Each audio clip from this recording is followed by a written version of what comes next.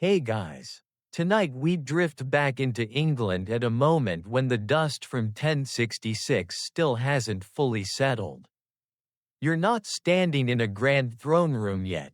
You're more like hovering in the cold morning air over muddy roads. Half-built stone castles. And villages that still smell of smoke and sheep. Norman French echoes through places that once only knew Old English.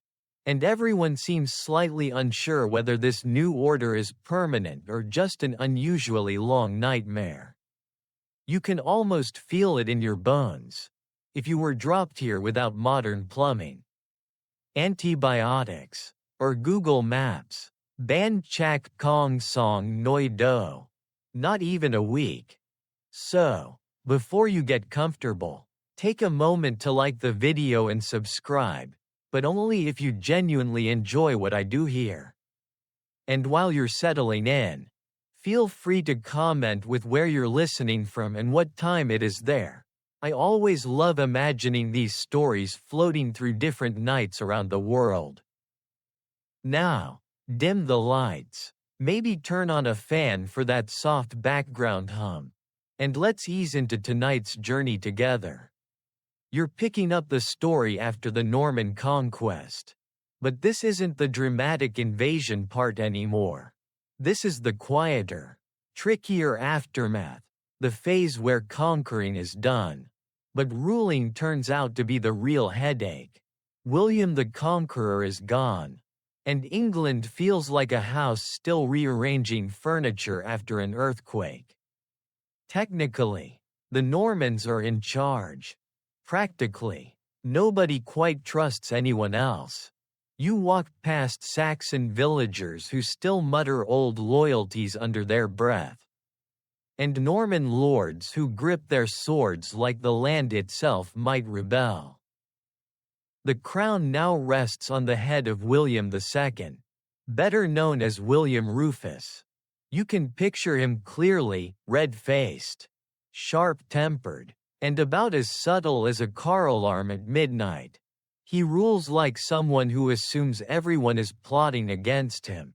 Which, to be fair, isn't entirely wrong. One well-known historical fact is that Rufus pushes royal authority harder than his father ever did, squeezing money from the church and nobility alike. What's less commonly mentioned is how deeply disliked he is, not just politically but personally. Chroniclers describe him as rude, irreverent, and strangely uninterested in the traditional pieties of kingship. If medieval England had comment sections, his would be brutal. You feel tension everywhere. Forest laws tighten, meaning vast areas of land are reserved for royal hunting. You step into one by accident, and suddenly your life is worth less than a deer. It's at this point you realize medieval law enforcement is less justice system, and more hope the king's in a good mood. Some historians still debate whether Rufus was intentionally cruel or simply operating with the emotional intelligence of a medieval brick. Then, one morning in 1100, you're walking through the New Forest, an area already infamous for royal accidents, and something strange happens. An arrow flies. William Rufus falls. The king is dead. Just like that. No dramatic speech, no slow fade out, just a body on the forest floor, bleeding into leaves. This is one of those famous moments everyone knows. The mysterious death of William II. What's less famous is how suspiciously convenient it all feels. The man holding the crown's brother, Henry, is suddenly very close by. Too close. Some might say. You don't linger long, because Henry certainly doesn't. While Rufus's body is still warm, Henry rides hard to Winchester to seize the royal treasury. This is not subtle ambition. This is Olympic-level opportunism. By the time most people even hear the king is dead, Henry is already positioning himself as the next one. If you've ever refreshed a website the second tickets go on sale, you understand the energy. Henry I is different. You can sense it immediately. He's quieter, sharper, more calculating. One major historical event defines the start of his reign, the Charter of Liberties. Henry promises to undo his brother's abuses, to respect the church, to rule more fairly. It's a clever move, like an apology video released before anyone demands one. Less commonly known is how strategic this document really is. It's not democracy, but it's damage control of the highest order. Some historians still argue whether Henry truly believed in these reforms or simply used them as political sedation. You walk alongside Henry as he marries Edith of Scotland, later renamed Matilda to sound more Norman-friendly. This isn't just romance, it's branding. She connects him to the old Anglo-Saxon royal line, soothing a population still uneasy about Norman rulers. You notice how carefully Henry curates legitimacy, like someone assembling IKEA furniture while pretending they didn't lose the instructions. Henry's reign becomes known for order. He travels constantly, enforcing royal justice, keeping nobles in line. This is the well-known part. Henry is the king who stabilizes England. The lesser-known detail is how exhausting this is.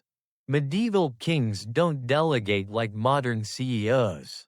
You can feel the grind in Henry's endless movement. His constant listening, judging, deciding. England works, but only because he never really rests. Some historians still debate whether this centralized control made England stronger, or simply postponed bigger problems. And looming quietly over everything is the issue of succession. Henry has children, but only one legitimate son, William Adelin. You catch glimpses of the boy, confident, spoiled, clearly raised with the assumption that the crown is his by default. The entire system Henry builds feels balanced on this one young life. It's like watching someone stack plates higher and higher, smiling calmly while you stand nearby thinking, this is going to end badly.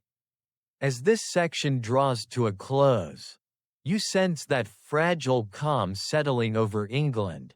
Roads feel safer, law feels firmer, the monarchy seems, for once, stable, but you've been listening carefully. And you know better. The sea is quiet for now. The ship hasn't sailed yet. You move forward without any dramatic pause. Because history never really gives you one. The calm you felt at the end of Henry I's early reign doesn't vanish. But it tightens, like a room where the windows have been shut just a little too long. England is functioning now. That's the remarkable thing. Courts are running. Sheriffs are collecting taxes. Roads feel marginally less like traps designed to kill you. If medieval governance had a satisfaction bar, Henry I has nudged it into the green. You walk beside him as he rides from shire to shire. And you start to notice something important about this king. Henry doesn't inspire awe the way a warrior king does. He inspires compliance. Barons listen to him not because they love him, but because they're fairly sure he's smarter than they are. This is one of the well-known features of his reign. Henry I is the administrative king. The ruler who understands paperwork before paperwork even really exists. What's less commonly mentioned is how much this depends on Henry being everywhere. All the time, like a medieval customer service department that never closes. You feel it in his courts. Cases are heard quickly. Justice is efficient. At least by the standards of an age where most people still think illness comes from bad air and worse morals. Henry strengthens the exchequer, formalizing royal finances in a way that makes money feel less like loose coins in a sack and more like something you can track. It's boring, in a way, but boring is revolutionary here. Some historians still debate whether Henry's greatest achievement was innovation, or simply consistency in a world allergic to it. And yet, beneath all this order, you keep sensing that single weak point. William Adelin, Henry's only legitimate son, you see him growing up at court. Confident, polished, already carrying himself like a future king. He doesn't walk so much as glide. The way someone does when they've never had to doubt where they're going. Everyone around him treats him as inevitable. That's the dangerous part. In medieval monarchy, inevitability is just another word for temptation. The famous historical fact is that Henry arranges William's position carefully, associating him with power early, making sure nobles swear oaths of loyalty.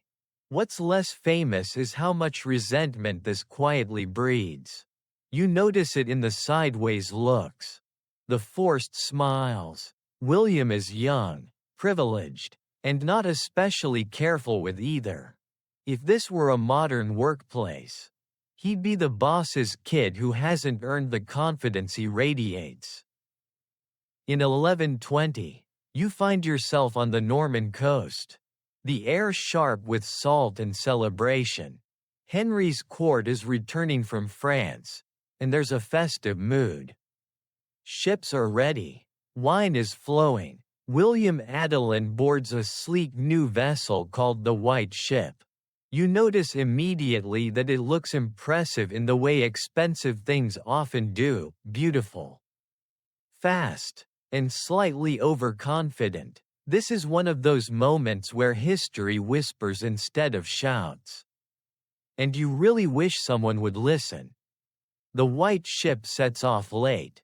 It's overloaded, full of young nobles, laughter, and far too much alcohol. This part is historically well attested. The less commonly discussed detail is how symbolic it feels. The future of England literally sailing ahead of the king. Separate, unguarded, some historians still debate whether the disaster that follows was pure accident or the result of reckless arrogance encouraged by privilege. You're not on the ship when it hits the rock. Almost no one is prepared for it. The cold water does what cold water always does, it steals breath, strength, and hope in seconds. William Adelin initially escapes. That's the cruelest detail. He gets into a boat.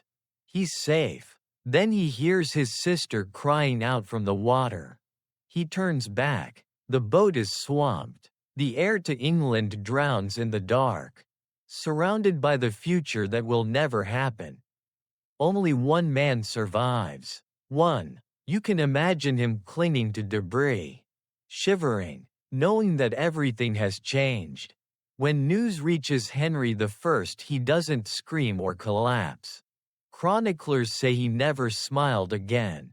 This is the famous emotional detail everyone remembers.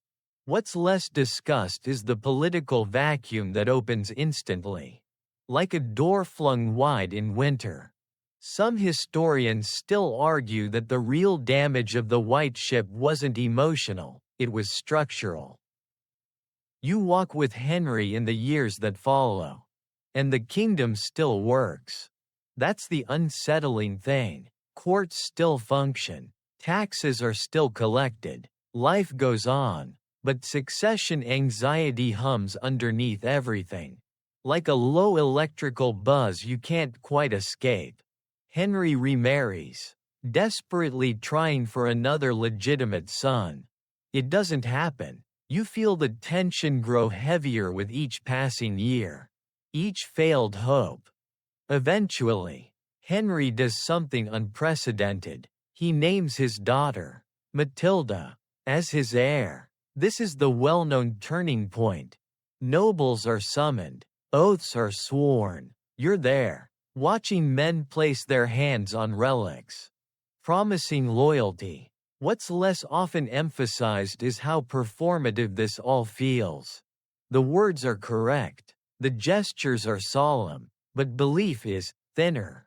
Matilda is capable, intelligent, and absolutely not what England is ready for.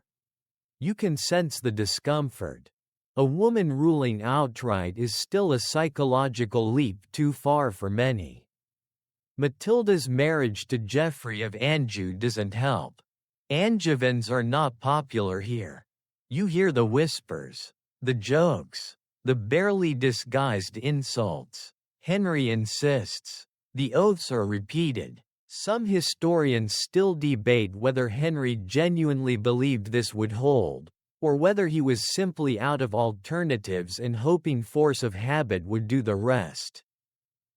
As Henry ages, you feel time closing in. He's still sharp, still active, but mortality doesn't negotiate. When he dies in 1135, there's no dramatic chaos at first. Just silence. And then movement. Fast movement. Because the moment Henry is gone, promises start to feel optional. You end this section with a familiar sensation. Order still exists. Laws are still written, but the future feels suddenly slippery. Like standing on ice that hasn't cracked yet, but definitely will. You don't get a clean break after Henry I's death, no respectful pause. No ceremonial breathing space. Instead, events lurch forward with the urgency of people who know exactly how fragile promises become once the person enforcing them is gone. You can almost hear the oaths to Matilda creaking, like old wood under sudden weight. They haven't snapped yet, but they're no longer solid either. You feel it first in the speed. Stephen of Blois, Henry's nephew, moves fast, astonishingly fast, while Matilda is across the channel, delayed by pregnancy and politics. Stephen is already in England. He doesn't argue philosophy. He doesn't debate legality. He simply presents himself as king. London supports him. The Church, sensing stability over principle, blesses him. Within weeks, Stephen is crowned. This is the well-known historical event, a disputed succession resolved not by law, but by momentum. What's less commonly mentioned is how improvised it all feels. You can sense Stephen's uncertainty beneath the ceremony. He smiles too much. He reassures too often. This isn't the confidence of inevitability. It's the confidence of someone hoping nobody asks too many questions at once. Some historians still debate whether Stephen truly intended to steal the crown, or whether he convinced himself that England simply needed him more urgently than Matilda. You walk through England under Stephen's early reign, and at first, things seem fine. That's the dangerous part. Castles are loyal. Nobles nod, markets open. If you weren't paying attention, you might think the crisis has passed. But you notice something subtle. Stephen is generous. Too generous. He gives lands, titles, privileges, all in exchange for loyalty. It feels warm now. It will feel catastrophic later. Then Matilda arrives. You don't hear trumpets. You hear murmurs. She lands quietly, supported by her half-brother Robert of Gloucester. Matilda doesn't sweep in like a conqueror. She advances like a legal argument. She is, by oath and designation, the rightful heir. She knows it. She behaves like it. And that, ironically, is part of the problem. Civil war creeps in rather than exploding. This period becomes famously known as the Anarchy, and that name sticks because it feels accurate. Authority fragments. You pass villages where no one is sure who the king is today. So they pay taxes to whoever has armed men nearby. This is the popular historical image: lawlessness, private castles, roaming violence. What's less discussed is how uneven it is. Some areas suffer terribly, others muddle through. Largely ignored. Chaos, it turns out, is very localized. You stand near Lincoln in 1141, where one of the war's strangest moments unfolds. Stephen is captured in battle. This is a major historical fact, almost unbelievable on its own. A reigning king, taken prisoner. You feel the shock ripple outward. Suddenly, Matilda's claim isn't theoretical anymore. It's practical. She enters London, and here's where history takes a sharp, human turn. Matilda doesn't charm. She doesn't flatter. She doesn't soften her authority. She rules as someone accustomed to obedience, not negotiation. The Londoners revolt. Doors close. Support evaporates. You can almost hear opportunity slipping through her fingers like loose grain. Some historians still debate whether Matilda's failure here was misogyny, personality, or timing, but most agree it was decisive. Stephen is released in a prisoner exchange. The war resets, like a board game flipped and set back upright.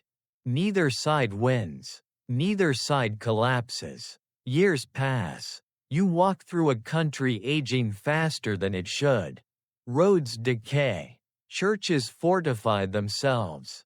Castles sprout everywhere, unauthorized and stubborn. This is one of those strange truths of the anarchy.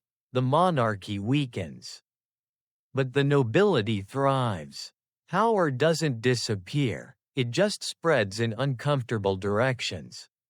You start noticing how tired everyone looks. Even the fighting feels routine now. Raids blur together. Allegiances shift casually. If this were a modern streaming series, this is the season where viewers quietly admit it's gone on a bit too long.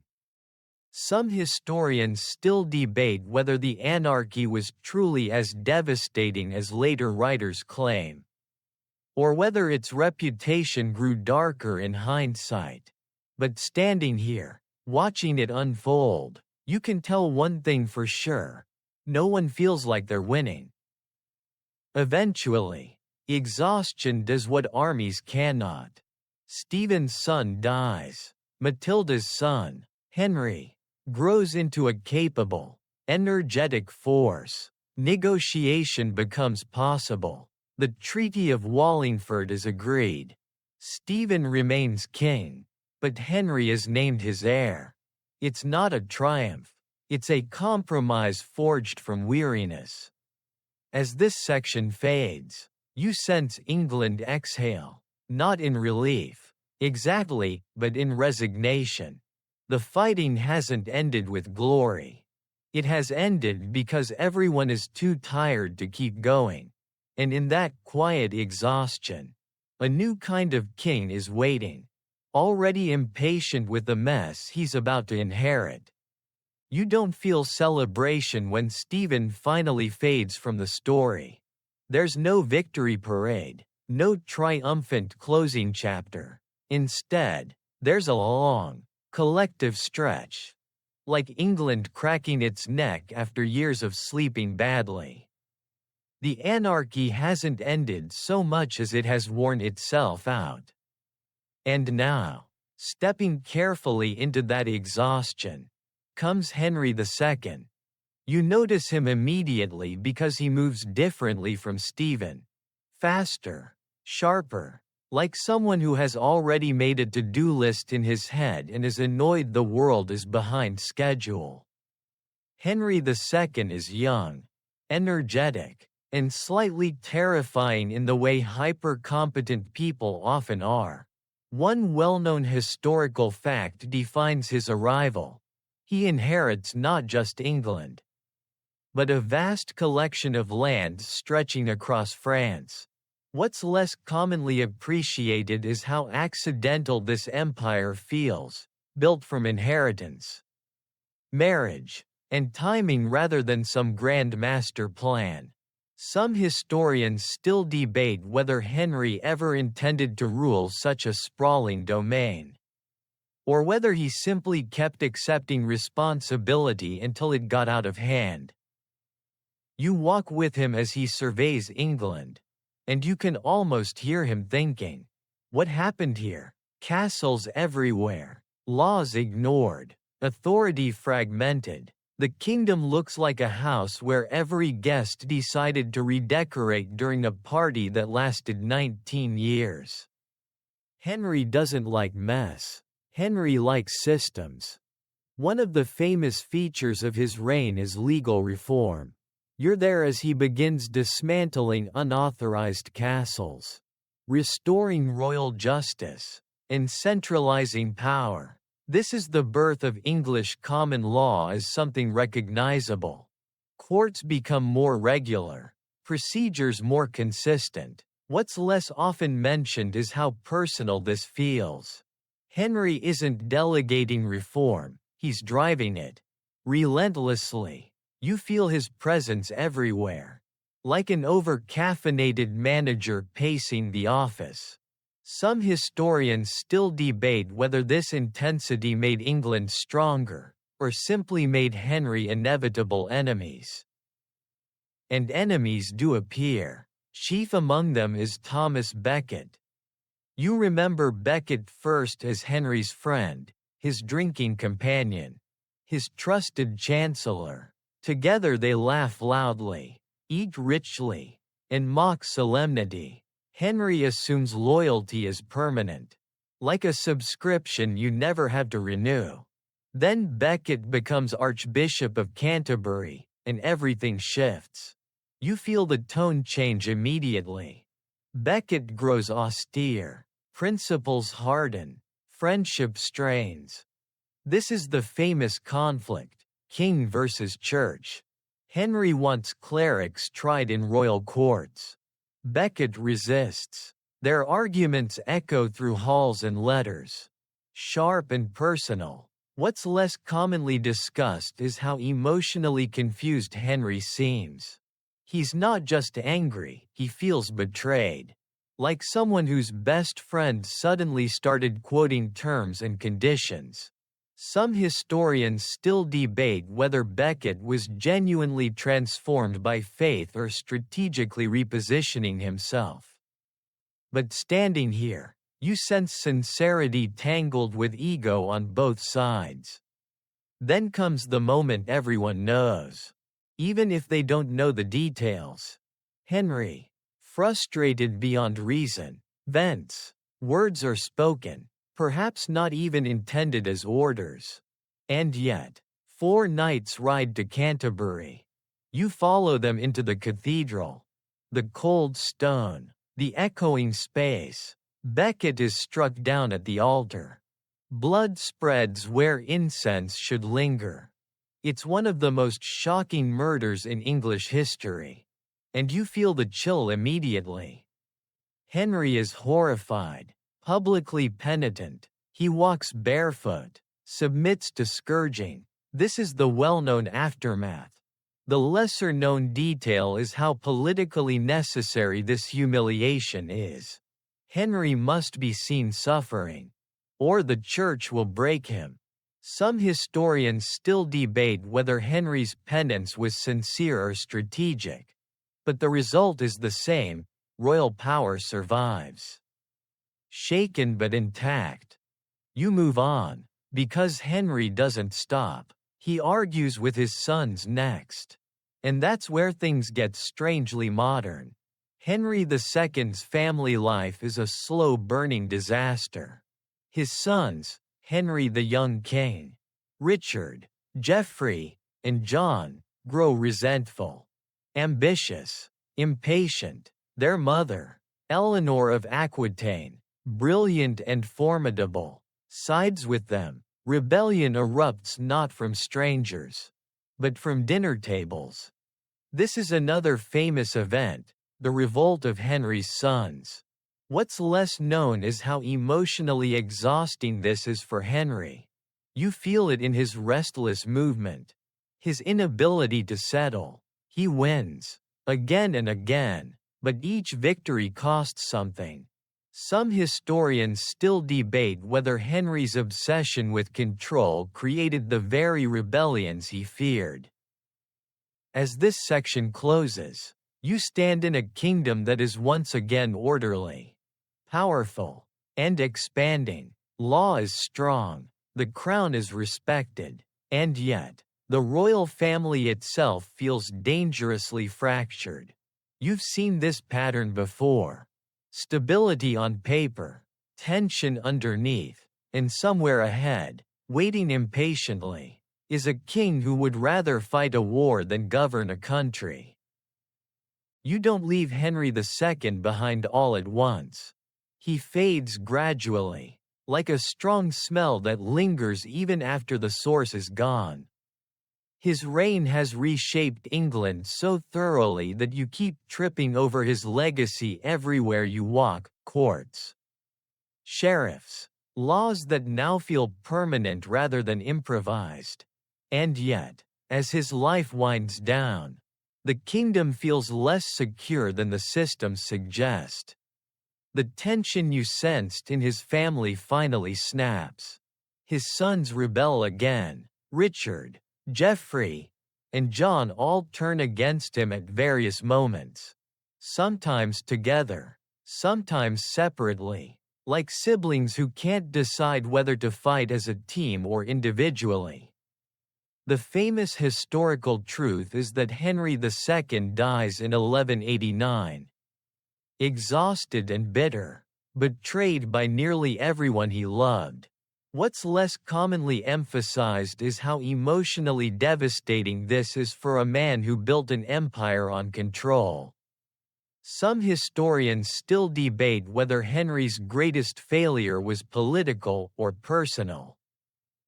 When Henry dies, the crown passes to Richard I, remembered forever as Richard the Lionheart. You expect a shift in tone, and you get one immediately.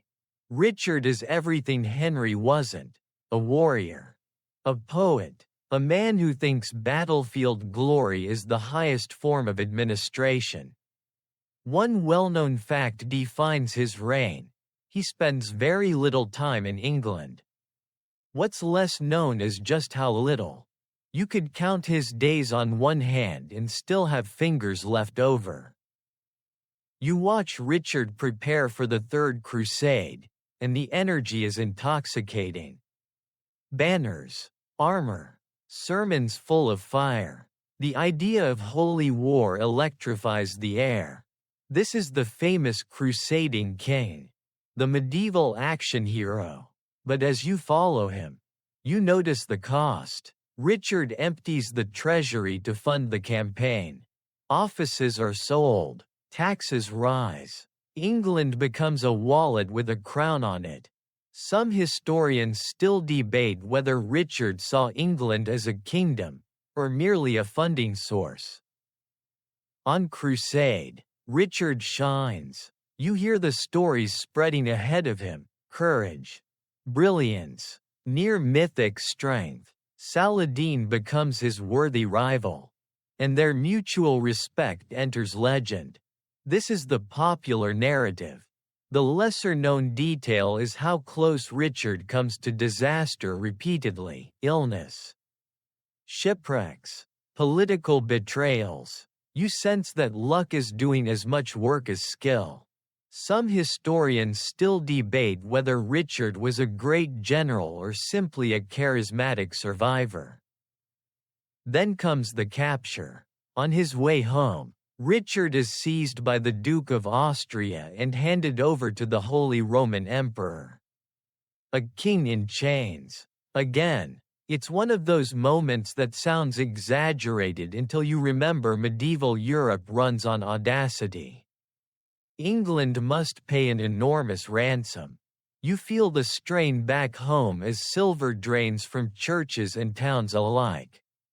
The famous fact is that Richard is eventually released. What's less remembered is how little this ordeal seems to change him.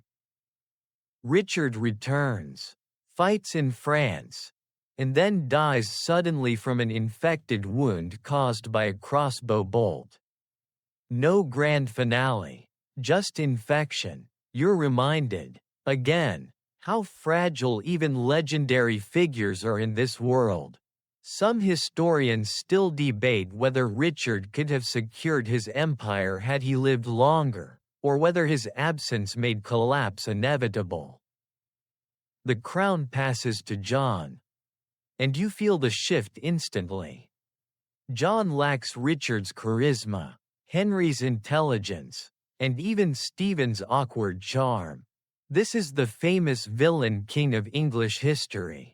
And you can see why the reputation sticks. One well-known event defines his reign: the loss of Normandy and much of the Angevin Empire.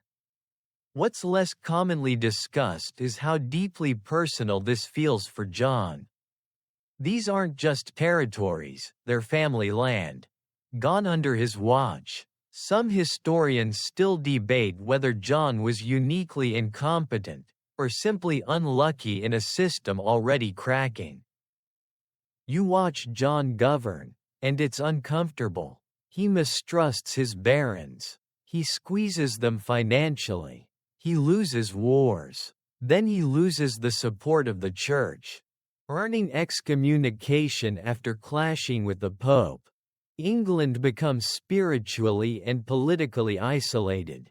It's like watching someone pick fights with everyone in the room and then act surprised when they're left standing alone. As this section ends, you sense pressure building. Barons are angry. The treasury is empty. The king is paranoid. You've been here before, and you know what comes next doesn't arrive quietly. It arrives in ink. On parchment, under threat. You don't step away from King John so much as brace yourself against him. The air around his reign feels tight, like a room where someone has been arguing for hours and nobody remembers how it started anymore. England hasn't collapsed, not officially, but it's bending in uncomfortable places. Barons whisper, bishops hesitate, even the land itself seems unimpressed. The famous moment you're walking toward is Magna Carta, and you can feel it approaching long before anyone unrolls parchment. John's problems are stacking up with impressive efficiency. He's lost Normandy. This is the well-known humiliation, and with it, much of the prestige his father and brother built. What's less commonly emphasized is how this loss rewires John's behavior. You sense the insecurity hardening into suspicion. He doesn't rule like someone confident in authority. He rules like someone trying to trap it. Taxes rise. Feudal obligations are enforced with creative enthusiasm. John treats fines like a personal hobby. You notice barons starting to flinch when royal messengers arrive, which is never a good sign. One historical fact everyone agrees on is that John pushes feudal rights to their absolute limit. The stranger, quieter truth is how legalistic he is about it.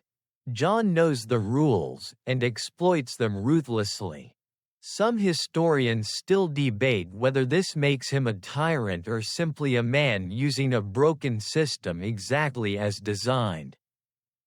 Then there's the church. John clashes with Pope Innocent III over the appointment of the Archbishop of Canterbury. John loses, badly. England is placed under interdict. Churches close. Bells fall silent. You walk through towns where marriages and burials are suspended.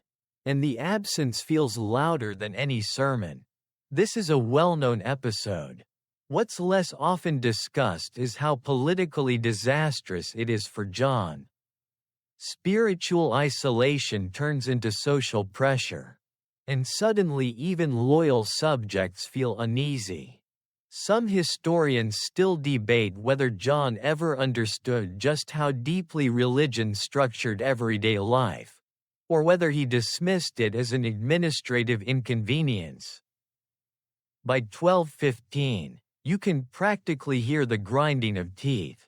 The barons are done. They don't want reform. They want restraint. They gather, armed not just with swords but with grievances. You follow them to Runnymede, a meadow that looks disappointingly ordinary for such a famous confrontation. There's no dramatic battlefield, no thunder, just tension thick enough to trip over. John signs Magna Carta. This is the famous historical event, often mythologized into the birth of democracy. Standing here, you know better. Magna Carta doesn't make England free.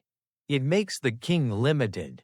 That's the revolutionary part. What's less commonly known is how little John intends to honor it. He signs because he has to, not because he agrees. Some historians still debate whether Magna Carta mattered immediately, or only because people refused to forget it later. Almost as soon as the ink dries, John appeals to the Pope, who promptly annuls the charter. Civil war reignites. French forces are invited in. England teeters again, like a chair with one leg shorter than the rest. And then, abruptly, John dies of illness, possibly dysentery, after losing royal treasure in the wash. It's an unglamorous ending that somehow fits. The crown passes to his young son, Henry III. You feel the tension ease slightly. Not because problems are solved, but because everyone is tired of fighting. A child king is easier to forgive, easier to guide, easier to control. As this section settles, you notice something important. Magna Carta hasn't fixed anything yet, but it hasn't disappeared either. It's there now, like a quiet memory, like a sentence someone can repeat later, louder, when it matters more. You slide forward into Henry III's reign without ceremony. Because childhood kings don't announce themselves, they're managed. England exhales just enough to stop shouting. Regents step in, steady hands guiding a crown that's far too heavy for the head beneath it. The famous historical fact is simple. Henry III becomes king at 9 years old. What's less commonly appreciated is how much goodwill that youth buys him. After John, a child feels like mercy. You watch the Regency reissue Magna Carta, trimmed and softened, like a dangerous object padded so no one gets hurt, yet. This matters. It keeps the barons from tearing the kingdom apart again. Some historians still debate whether this was principled governance or a clever lullaby to calm armed men. But it works, for a while. As Henry grows, you notice something else. He loves beauty. Architecture, relics, ceremony. He pours money into rebuilding Westminster Abbey, transforming it into something luminous and eternal. This is a well-known feature of his reign. The lesser-known detail is how intensely personal it feels. Henry isn't building propaganda so much as refuge. He wants a sacred, ordered world where conflict dissolves into incense and stone. Some historians still debate whether Henry's piety was sincere or escapist. But walking beside him, you sense a man more comfortable with saints than soldiers. And soldiers are exactly what his reign requires. Henry governs poorly by delegation. He favors foreigners, especially relatives from Poitou and Savoy, showering them with titles and land. You feel resentment thicken. English barons don't just dislike these outsiders, they see them as symbols of a king who doesn't listen. One major historical event looms: the Provisions of Oxford in 1258. Barons force reforms, demanding councils and oversight. What's less known is how exhausted Henry seems by the confrontation, as if surprised that people expect competence rather than holiness. Some historians still debate whether Henry understood kingship as responsibility, or simply inheritance. Into this tension steps Simon de Montfort. You notice him immediately because he speaks with conviction and acts with patience. De Montfort leads opposition not just with swords, but with structure. He pushes for governance by council. And, this is the famous part, he summons a parliament that includes not just nobles and clergy, but commoners. It's not democracy as you know it, but it's a radical widening of the conversation. The lesser-known detail is how risky this feels at the time. De Montfort isn't just challenging Henry. He's redefining who gets to matter. Some historians still debate whether his motives were idealistic or opportunistic, but the outcome is undeniable. Civil war erupts again. You stand near Lewes in 1264 as Henry is captured. A king imprisoned, again. England seems to repeat itself. Like it's stuck buffering, de Montfort rules in Henry's name for a brief, intense period, and then it ends. Prince Edward, Henry's son, escapes custody, regroups, and defeats de Montfort at Evesham. The body is mutilated, the rebellion is crushed. Henry returns to the throne. Older, quieter, chastened, he reigns on. But the world has shifted. Parliament exists now, not as a suggestion, but as a memory people won't let fade. Some historians still debate whether Henry's failures strengthened England by forcing reform, or weakened it by inviting chaos. Walking through the aftermath, you can feel both truths at once. As this section drifts to a close, you sense a transition. The king is fading, the prince is sharpening, and England, once again, is preparing to be ruled by someone who believes order is something you impose, not request. You don't need an announcement to know when Edward I takes over. You feel it in the posture of the kingdom. England straightens its back. Edward doesn't drift into power the way his father did. He arrives like a ruler who has already rehearsed authority in his head. This is the same prince who crushed Simon de Montfort, and he carries that certainty forward. The famous historical fact is that Edward I becomes king in 1272 and quickly earns a reputation as a lawgiver. What's less commonly noted is how much of his intensity comes from watching disorder up close as a young man. Some historians still debate whether Edward ruled from principle, or from a lifelong allergy to chaos.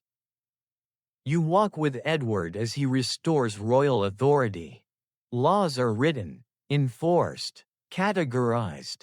Justice becomes something the crown owns again. He reorganizes administration with almost obsessive clarity. This is the well-known side of Edward: firm, methodical, relentless. The quieter detail is how personally invested he is. Edward doesn't trust improvisation. He trusts structure. If this were modern life, he'd be the one color coding everything, including emotions. Then you head north. Wales doesn't submit easily.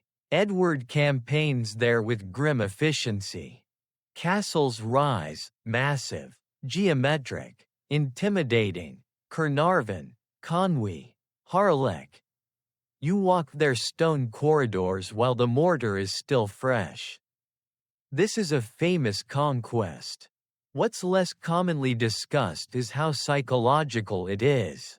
Edward isn't just defeating Wales, he's overriding it. Symbols, laws, titles, all replaced. Some historians still debate whether this consolidation brought stability or simply buried resentment under stone. And then there's Scotland. At first, Edward's involvement seems almost reasonable. The Scottish throne is disputed, and Edward is invited to arbitrate. He agrees, on the condition that Scotland acknowledge him as overlord. This is the well-known turning point. What's less remembered is how normal this feels to Edward. He genuinely believes hierarchy solves everything. Some historians still debate whether Edward misread Scottish identity, or simply didn't care to read it at all. Resistance follows. You hear the name William Wallace whispered, then shouted. Rebellion spreads. Edward responds with force. Wallace is captured and executed brutally in London. It's a famous, grim moment. The lesser-known truth is how much this hardens positions on both sides. Terror works, but it scars. Some historians still debate whether Edward's severity prolonged conflict by ensuring memory never faded. Throughout all this, Edward's personal life intrudes quietly. His beloved wife, Eleanor of Castile, dies. Edward mourns deeply, erecting crosses along her funeral route. This is a well-known gesture of devotion. What's less often mentioned is how rare such public grief is for medieval kings. You feel something human break through the iron discipline. Some historians still debate whether these crosses were love, propaganda, or both, but walking past them, you sense sincerity etched into stone. Edward ages, but he doesn't soften. Rebellions flare again in Scotland. Now under Robert the Bruce, Edward marches north one last time, determined to finish what he started. He doesn't. He dies on the journey. His plans unfinished. His authority absolute until the very end. As this section settles, you feel the weight of Edward's legacy. England is stronger, more centralized, more feared, but fear has a long memory. And the crown he leaves behind will soon discover that control, once overextended, has a habit of snapping back. You step into Edward II's reign and immediately feel the difference. Like walking from a drill sergeant's office into a room where nobody quite knows who's in charge. The crown is the same. The weight is not. Edward II inherits not only a powerful kingdom, but an impossible comparison. His father was relentless, disciplined, terrifyingly effective. Edward is not that. The well-known historical fact is that Edward II favors companions over competence. Most famously Piers Gaveston. You see Gaveston everywhere, laughing too loudly, dressing too well, standing too close to the king. Nobles bristle. Titles are handed out like party favors. What's less commonly discussed is how emotionally dependent Edward seems. He clings to intimacy in a world that expects distance. Some historians still debate whether his relationships were romantic, platonic, or simply misunderstood, but the political effect is undeniable. Resentment hardens fast. You watch the machinery of Edward I's government begin to wobble.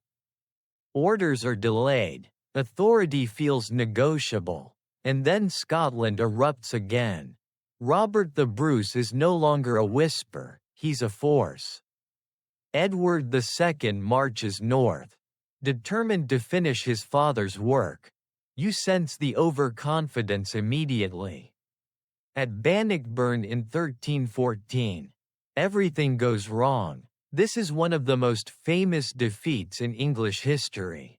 You stand in the chaos, mud, shouting, confusion, as a larger, better equipped English army collapses. It's not just a military loss, it's a psychological one. What's less often mentioned is how total the humiliation feels. England's aura of inevitability shatters. Some historians still debate whether Bannockburn was lost through poor leadership, bad terrain, or sheer arrogance, but standing here, you feel all three at once. Back in England, opposition crystallizes. The barons organize. Gaveston is exiled, recalled, exiled again, and eventually captured and executed. You feel the cold efficiency of it. No trial worth the name. Edward is devastated. He doesn't forgive. He also doesn't learn. New favorites appear, the dispensers. The pattern repeats. Resentment grows. Authority fractures. You walk through a court that feels like a social minefield, where loyalty is temporary and silence is survival. Some historians still debate whether Edward was incapable of rule, or simply incompatible with the expectations of his time. And then comes Isabella, Edward's queen, daughter of the French king, begins quietly pulling away. You sense calculation behind her calm. She allies herself with Roger Mortimer, gathers support abroad, and returns to England with an army. It's a coup disguised as a rescue. The dispensers fall brutally. Edward is captured. The end is infamous. Edward II is deposed, imprisoned, and later killed under mysterious and heavily debated circumstances. This is the well-known dark episode. What's less certain is how it actually happened. Some historians still argue about the method, the timing, even the certainty of death itself. But what matters, standing here, is the result. A king removed by his own wife and nobles. As this section fades, you feel a chill. England has crossed another line. Kings can be unmade now. Not just by war, but by consensus. And that knowledge doesn't disappear. It lingers, waiting for the next time confidence outruns competence. You don't wake up into a fresh reign so much as tiptoe into it. Edward III is king now. But at first, he's more symbol than authority. A boy placed carefully on a throne still warm from disaster. England moves softly around him, like a household after an argument everyone pretends didn't happen. Officially, the crown has passed on. Unofficially, power sits elsewhere. At the beginning, it belongs to Isabella and Roger Mortimer. You can feel their influence in every decision, every appointment. This is the well-known setup. A child king ruled by regents. What's less commonly emphasized is how uncomfortable this arrangement feels to almost everyone involved. Mortimer governs like someone who knows the clock is ticking. Lands are seized. Enemies are punished. The line between justice and revenge blurs quickly. Some historians still debate whether Mortimer was trying to stabilize the realm, or simply secure himself before the boy grew up. And grow up he does. In 1330, you follow Edward III into Nottingham Castle. The move is sudden, precise, and very quiet. Mortimer is arrested. Isabella is sidelined. It's a bloodless coup, and that's what makes it impressive. This is the famous moment Edward takes power for himself. What's less known is how young he still is, and how deliberate this act feels. You sense that Edward has been watching, learning, storing resentment like a battery slowly charging. Some historians still debate whether this was a spontaneous act of courage or the result of long, careful planning, but the outcome is unmistakable. Edward is king in truth now. Once he takes control, the tone of the monarchy shifts again. Edward III wants glory. Not the quiet, administrative kind his grandfather loved, but visible. Trumpet loud glory. He looks across the channel and sees opportunity. France is unstable. Dynasties are tangled. And Edward has a claim, distant, arguable, but emotionally irresistible. This leads to one of the most famous events in English history, the beginning of the 100 Years' War. Standing here, you quickly realize the name is misleading. Nobody plans a century of war. It starts as a series of campaigns, raids, and bold declarations. Edward claims the French crown in 1340. A move that feels both audacious and theatrical. What's less commonly discussed is how much this claim serves domestic politics. War unites. War distracts. War gives restless nobles something to do besides question the king. Some historians still debate whether Edward truly believed he could rule France, or whether the claim was a strategic fiction from the start. You follow Edward into battle, and you notice something new. This isn't the old medieval warfare of armored knights charging blindly. English armies rely on longbowmen, disciplined, deadly, terrifyingly effective. At Crécy in 1346, you watch a smaller English force shatter a much larger French one. It's a famous victory. What's less emphasized is how shocking it feels at the time. Chivalry collapses under arrows. Tradition bleeds out on the field. Some historians still debate whether Crécy marks the beginning of the end for the knight as the centerpiece of war. But from where you're standing, it certainly feels like a turning point. Edward III basks in success. He revives the idea of chivalry on his own terms, founding the Order of the Garter, wrapping war in ritual and romance. This is the well-known image, Edward as the chivalric king.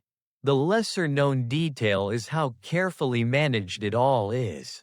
Honor becomes branding. Loyalty becomes spectacle. Some historians still debate whether this was genuine idealism or sophisticated propaganda, but you can't deny its effectiveness. As this section draws to a close, England feels confident again. Victories stack up. The king is admired. The crown seems secure. But you've learned by now to listen for the quieter sounds beneath triumph. And just beyond the noise of celebration, something darker is already moving, something that doesn't care about claims, banners, or kings at all. You don't hear the disaster arrive. That's the unsettling part. There's no trumpet, no declaration of war, no angry mob at the gates. Instead, it drifts in quietly, riding trade routes and breathing with strangers. One day England is celebrating victory in France, and the next, people are simply gone. This is the Black Death. You're standing in Edward III's England at the height of confidence. And suddenly confidence feels irrelevant. The plague reaches the country in 1348. And it doesn't care about chivalry, royal claims, or how impressive the longbow looked at Crécy. The well-known historical fact is brutal. Somewhere between a third and a half of England's population dies. What's less commonly discussed is how fast it happens.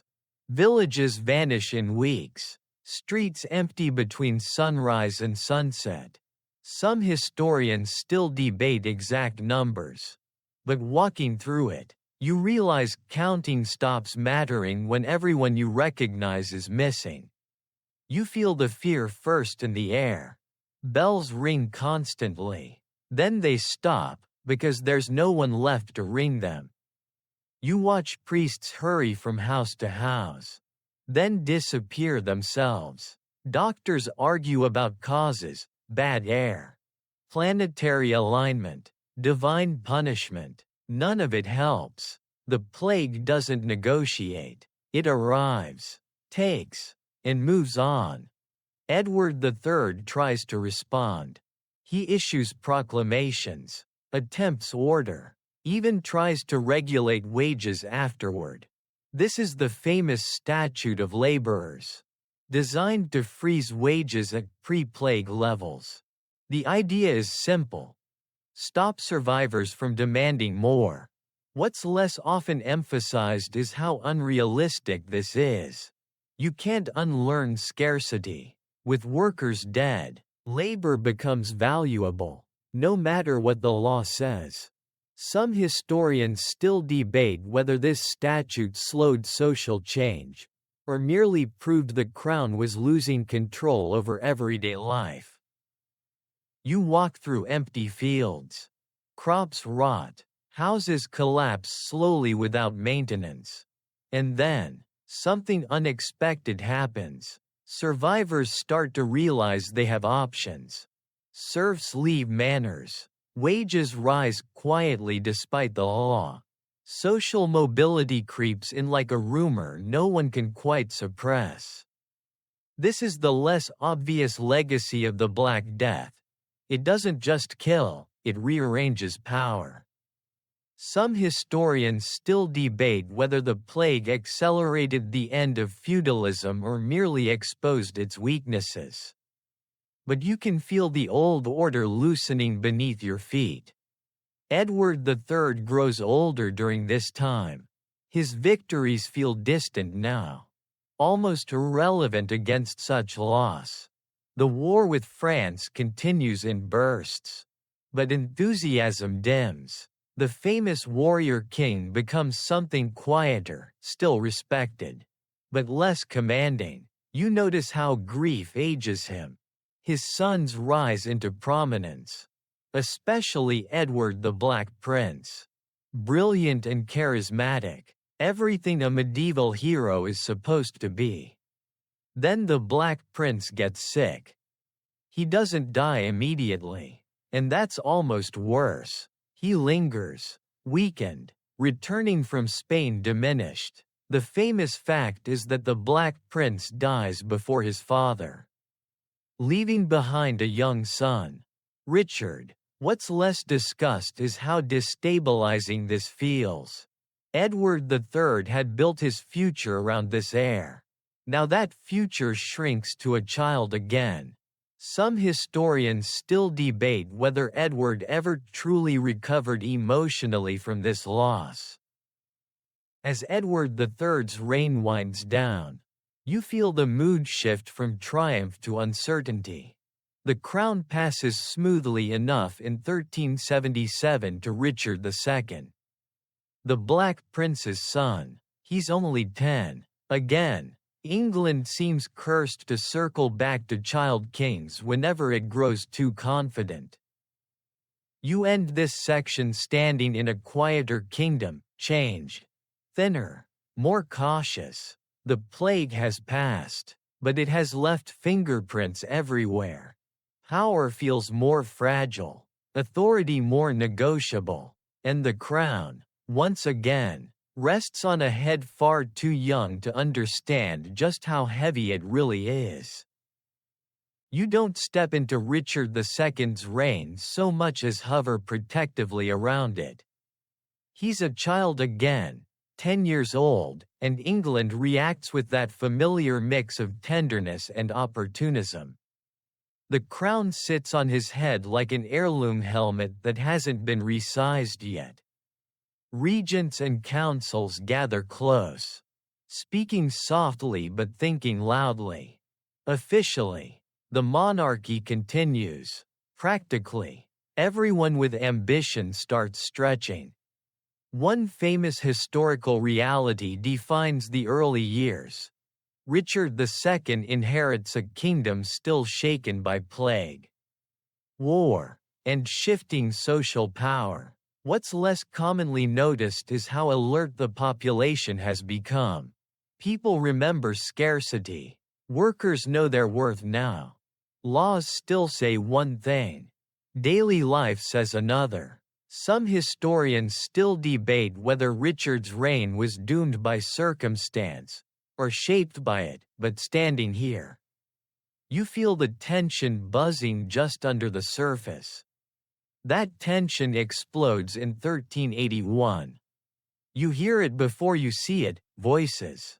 Many of them, angry and unusually confident. The peasants' revolt surges toward London, driven by resentment over taxes, labor restrictions, and the quiet realization that authority is no longer sacred. This is the famous uprising led by figures like Wat Tyler and John Ball. What's less often emphasized is how organized it feels at first.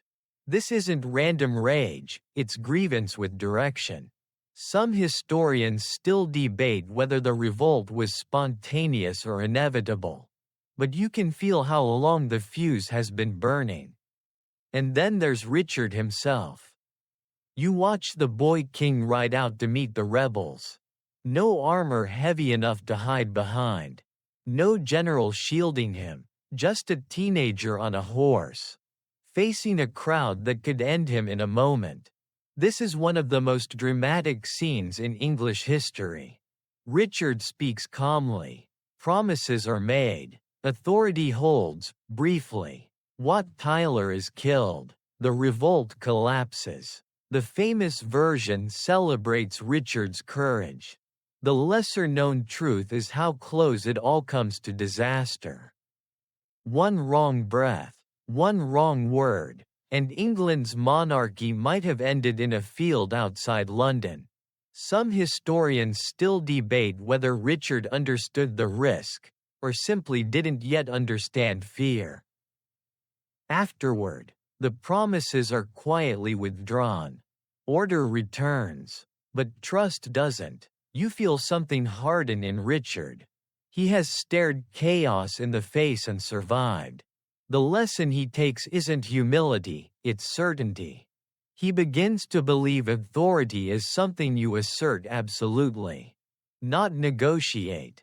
As Richard grows older, he sheds advisors and gathers favorites. He enjoys ceremony, symbolism, and the idea of kingship as something elevated above ordinary people. This is the well-known arc. Richard as the artistic, absolutist king. What's less often discussed is how deeply personal this feels to him. He remembers being threatened. He remembers fear. Some historians still debate whether his later authoritarianism was ideology or trauma, but watching him rule, you sense memory guiding policy. Conflicts with nobles escalate. Richard uses law aggressively, punishing opponents with fines, confiscations, and exile. For a while, it works. The kingdom feels quieter, but it's the quiet of people holding their breath. You notice familiar patterns now. Confidence rising, opposition muting, not disappearing. And somewhere in the background, cousins are watching, taking notes, remembering. As this section settles, you sense the mood shift again. Richard II is no longer the child who faced a crowd and lived. He is a king convinced that survival proves correctness. And England, once more, is beginning to wonder how much certainty it can tolerate before it pushes back. You move forward without relief. Because Richard II doesn't loosen his grip, he tightens it. The boy who once negotiated with a crowd now rules like someone determined never to feel that vulnerability again. England feels polished on the surface. All ceremony and control, but underneath, the floorboards creak. The famous historical shift is Richard's assertion of absolute authority. He speaks often of divine right, of kingship as something sacred and unquestionable. What's less commonly noticed is how carefully he curates this image. You see it in the pageantry, the language, the way he elevates his favorites. Richard doesn't just want obedience, he wants reverence.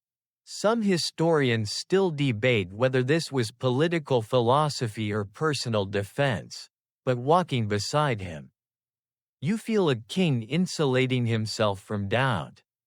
Trouble gathers around a familiar cluster of powerful nobles known as the Lords Appellant. They challenge Richard's favorites and, for a time, successfully limit his power. You remember this from earlier, nobles acting as kingmakers when they sense weakness. The well-known fact is that Richard eventually regains control and takes revenge. What's less discussed is how patient he is. He waits years, storing grievances, until the moment is perfect. Some historians still debate whether his revenge was justice delayed or paranoia perfected. When Richard strikes back, it's surgical: arrests, executions, exiles. He uses the law as a weapon, which feels especially unsettling because it's all technically legal. You walk through a court where silence has become the safest response. People smile carefully now. Loyalty is loudly proclaimed and privately calculated. This is one of those periods where the kingdom appears stable precisely because dissent has nowhere to go. Then Richard makes a mistake so quiet it barely sounds like one at first. He exiles Henry Bolingbroke, son of John of Gaunt. This is a well-known event, but the lesser-known detail is how symbolic it is. Bolingbroke is popular, competent, and connected. Exiling him feels less like justice and more like insecurity. When John of Gaunt dies, Richard confiscates Bolingbroke's inheritance, and in that moment, you can almost hear something snap. Some historians still debate whether Richard understood the risk, or whether he truly believed his authority made consequences optional. Bolingbroke returns. You don't see an invasion so much as a procession. Support gathers organically. Nobles defect.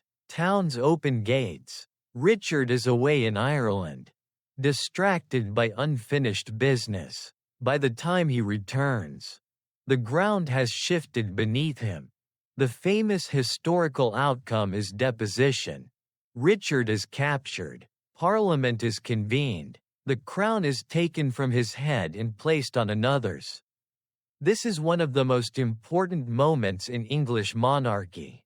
A reigning king is removed not by battlefield defeat, but by legal procedure and consensus. What's less often emphasized is how fragile this precedent is. Some historians still debate whether Richard's fall strengthened the rule of law, or permanently destabilized kingship itself. Richard dies in captivity shortly afterward, under circumstances still debated: starvation, murder, neglect? The uncertainty lingers like a bruise that never fully fades. But the result is clear: Henry Bolingbroke becomes Henry IV. As this section closes, you feel the atmosphere thicken. The crown has changed hands, but not cleanly. Power has been taken, not inherited, and England now knows something it can't unknow. Kings are not untouchable. They can be argued with, removed, replaced, and that knowledge is about to make ruling far more complicated than wearing a crown ever was. You don't feel triumph when Henry IV takes the throne. You feel tension, thick, restless, unresolved. This crown doesn't sit like a natural inheritance. It sits like a borrowed object everyone keeps glancing at. Henry knows it. You can tell by the way he rules. Always slightly defensive. Always alert to the possibility that someone might decide to take back what he took. The famous historical fact is that Henry IV is the first Lancastrian king, ruling without a clear hereditary right. What's less commonly emphasized is how exhausting this makes his reign. Every decision carries the weight of justification. Every act of authority feels like it needs an explanation attached. Some historians still debate whether Henry truly believed his claim was righteous, or whether he simply believed Richard had forfeited the right to rule. Walking beside him, you sense a man constantly arguing with invisible critics. Rebellion comes quickly. You hear the name Hotspur, Henry Percy, spoken with admiration and menace. The Percys were once Henry's strongest supporters, and now they're his greatest threat. This is one of the most well-known conflicts of the reign, the Battle of Shrewsbury in 1403. You stand on the field as arrows darken the sky, and for a moment, it feels like England might fracture again. Hotspur is killed. The rebellion collapses. What's less often mentioned is how close Henry comes to death himself. Struck in the face by an arrow. Some historians still debate how differently history might have turned if that arrow had landed just a few inches lower. You notice Henry change after Shrewsbury. Illness creeps in, skin disease, seizures, something chronic and draining. His energy fades. Governing becomes heavier. Rebellions continue to flicker, especially in Wales under Owain Glyndŵr. This is a famous uprising. Nationalist and resilient. What's less commonly discussed is how long it lasts. Years pass. The rebellion refuses to die quietly. Some historians still debate whether Glyndŵr could ever have won, or whether his real victory was endurance. Henry IV spends much of his reign putting out fires rather than building anything new. Parliament becomes more important, not by design, but by necessity. He needs money. He needs legitimacy. In return, Parliament demands a voice. This is a well-known development. The quieter truth is how transactional it feels. Authority is no longer assumed, it's negotiated. Some historians still debate whether this strengthened England's institutions, or weakened the crown beyond repair. Meanwhile, Prince Henry, future Henry V, grows into view. You catch glimpses of him early on, restless, impatient, frustrated by his father's caution. Popular stories paint him as a wild youth, drinking and fighting in taverns. The reality is more complex. What's less often mentioned is his early experience in governance and warfare. Especially in Wales, some historians still debate how reckless he truly was, or whether later chroniclers exaggerated for dramatic contrast.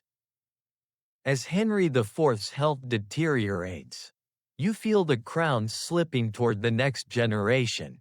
The king himself seems relieved and anxious at the same time. He dies in 1413. Not hated, but not loved either. He leaves behind a kingdom that functions, but only just held together by precedent, compromise, and fatigue. As this section fades, You sense a shift in momentum. The throne passes to a young man with energy to spare, ambition to burn, and something to prove. England is tired of uncertainty. And the next king is very ready to give it certainty, whether the country asked for it or not. You feel the change immediately when Henry V takes the crown. It's like someone opens a window in a stale room. The uncertainty that clung to Henry IV lifts. Not because problems are solved, but because this new king radiates purpose. Henry V doesn't hesitate. He doesn't explain himself. He simply acts. And England, exhausted by years of justification and compromise, responds with something close to relief. The well-known historical truth is that Henry V consciously reshapes his image. The reckless prince disappears. In his place stands a disciplined, sober monarch who speaks carefully and listens selectively.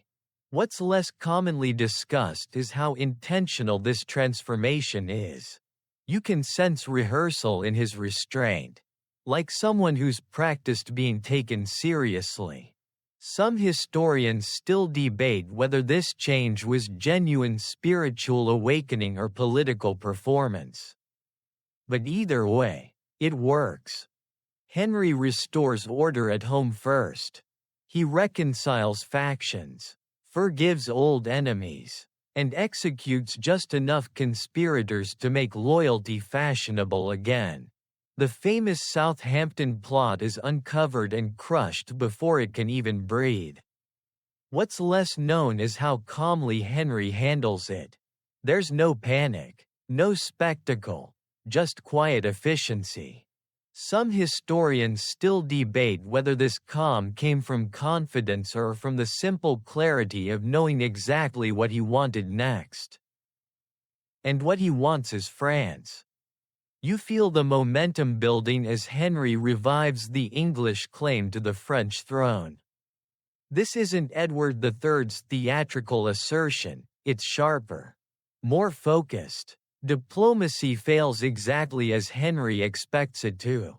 When the Dauphin sends him tennis balls, mocking his youth, the insult hardens into legend. Whether it truly happened hardly matters. The story spreads because it feels right. Some historians still debate the authenticity of the insult, but its psychological effect is undeniable. In 1415, you sail with Henry across the Channel. The campaign begins badly. Harfleur takes longer than expected. Disease thins the army. By the time you reach Agincourt, the English force is exhausted, hungry, and outnumbered. You can feel the tension pressing in from all sides, mud underfoot, rain in the air, armor growing heavier by the hour. Agincourt is the famous miracle. You stand there as the French charge and the longbows speak. Mud swallows horses. Armor becomes a liability. The English line holds. When it's over, the field is littered with fallen nobility. It's one of the most lopsided victories in medieval history. What's less commonly emphasized is how close it feels to collapse at several points. Some historians still debate whether terrain, tactics, or sheer French overconfidence decided the day, but standing in the mud, you know it's all of them at once. Henry orders the execution of prisoners. A grim and controversial decision.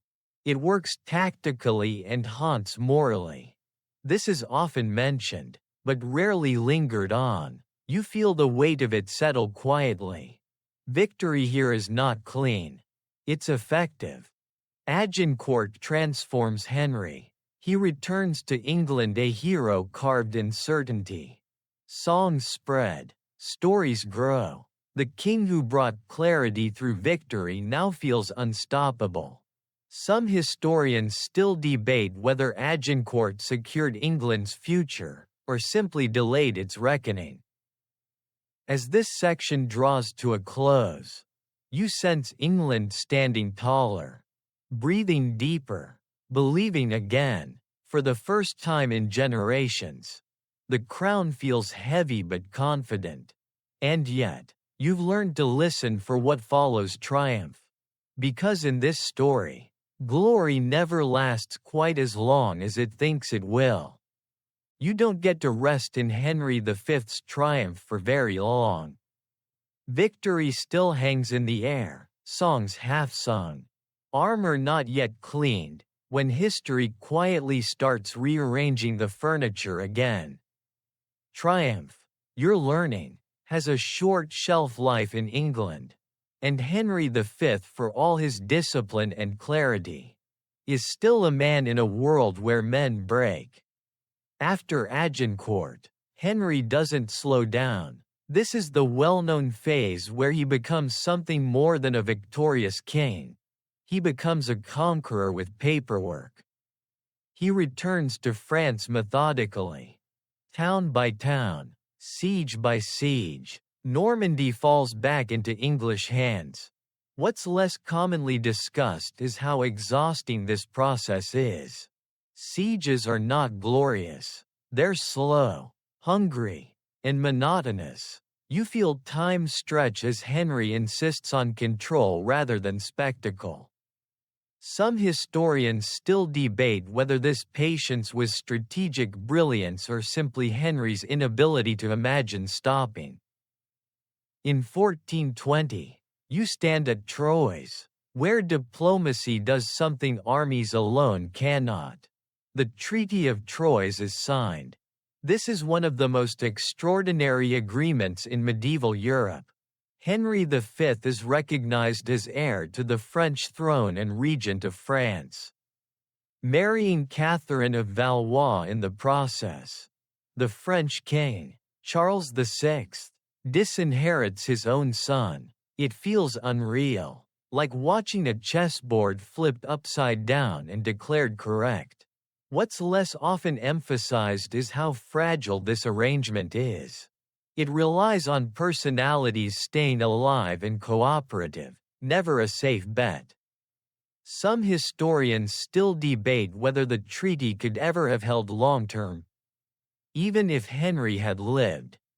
You see Henry with Catherine, and for a brief moment, the story softens. There's ceremony, hope, the sense of a future that might finally be stable. A son is born in 1421. Henry VI. You look at the child and feel that familiar unease. Again, a future concentrated into something far too small. Then Henry V falls ill. It's sudden and unheroic, probably dysentery. No battlefield, no final speech. He weakens quickly. You feel disbelief ripple through court and camp alike. This is the famous shock. England's strongest king dies at just 35. What's less commonly discussed is how utterly unprepared everyone is. Henry had built victories, not succession plans. Some historians still debate whether his confidence blinded him to mortality. But standing here, you feel the vacuum form instantly. Henry V dies in 1422, leaving behind an infant king who is technically ruler of both England and France. Technically, in reality, the entire structure depends on regents, uncles, councils, and cooperation across borders that barely tolerate each other. You've seen this before, and your stomach tightens because you know how rarely it ends well. The crown passes to Henry VI. Not yet a year old. You feel England slip into caretaker mode again. Men argue gently over his cradle about who will guide him, protect him, rule for him. The victories in France suddenly feel distant, like dreams fading after waking. Some historians still debate whether Henry V's achievements were undone by bad luck or inevitability, but you can sense something simpler. Momentum has stopped. As this section settles, you stand in a kingdom holding its breath. England has never looked more powerful on paper, and never felt more vulnerable in reality. Because the crown, once again, belongs to a child who cannot yet speak, in a world that never stops arguing. You don't ease into Henry VI's reign, you hover over it anxiously. Like someone watching a candle flicker in a drafty room.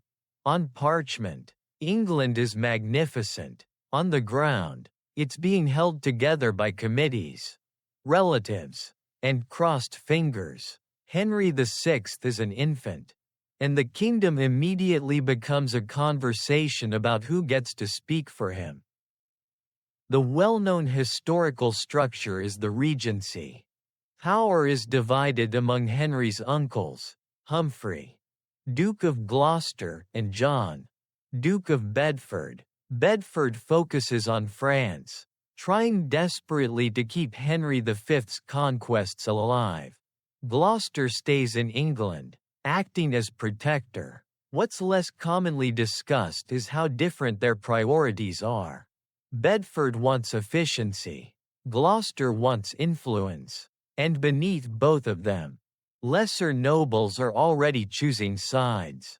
Some historians still debate whether the regency failed because of bad personalities or because divided authority is almost guaranteed to rot from the inside.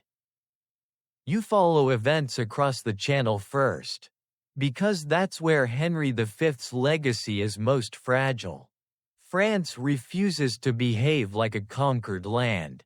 Charles VII, the disinherited Dauphin, still exists, still plotting, still waiting. Then comes one of history's strangest turns. Joan of Arc. You hear her name whispered at first, then shouted, a peasant girl claiming divine guidance, riding into war and changing everything. This is the famous moment. Joan lifts the siege of Orléans and turns the tide against the English. What's less often emphasized is the psychological shock. English commanders don't just lose battles, they lose certainty. Some historians still debate whether Joan's impact was military, spiritual, or symbolic, but standing here, you feel morale shift like a sudden wind. Joan is captured and executed, and for a moment it feels like control might return. It doesn't. The damage is already done. French resistance hardens. Towns slip away. The idea that England can rule France indefinitely begins to feel embarrassing. Some historians still debate whether English decline in France was inevitable from the start, but you can sense the dream thinning. Battle by battle. Back in England, Henry VI grows up quietly.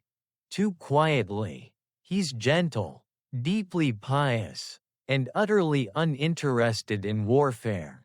This is the well-known portrait of Henry VI, kind, passive, devout. What's less commonly discussed is how unsuited this makes him to his inheritance. You feel it in court, decisions delayed, conflicts unresolved, stronger personalities filling the silence. Some historians still debate whether Henry's nature was a tragedy, or a relief after generations of aggression, but either way, power doesn't wait for gentleness. By the 1440s, England is losing France at an alarming pace. Normandy falls, Gascony teeters, veterans return bitter and unpaid. Taxes feel pointless now.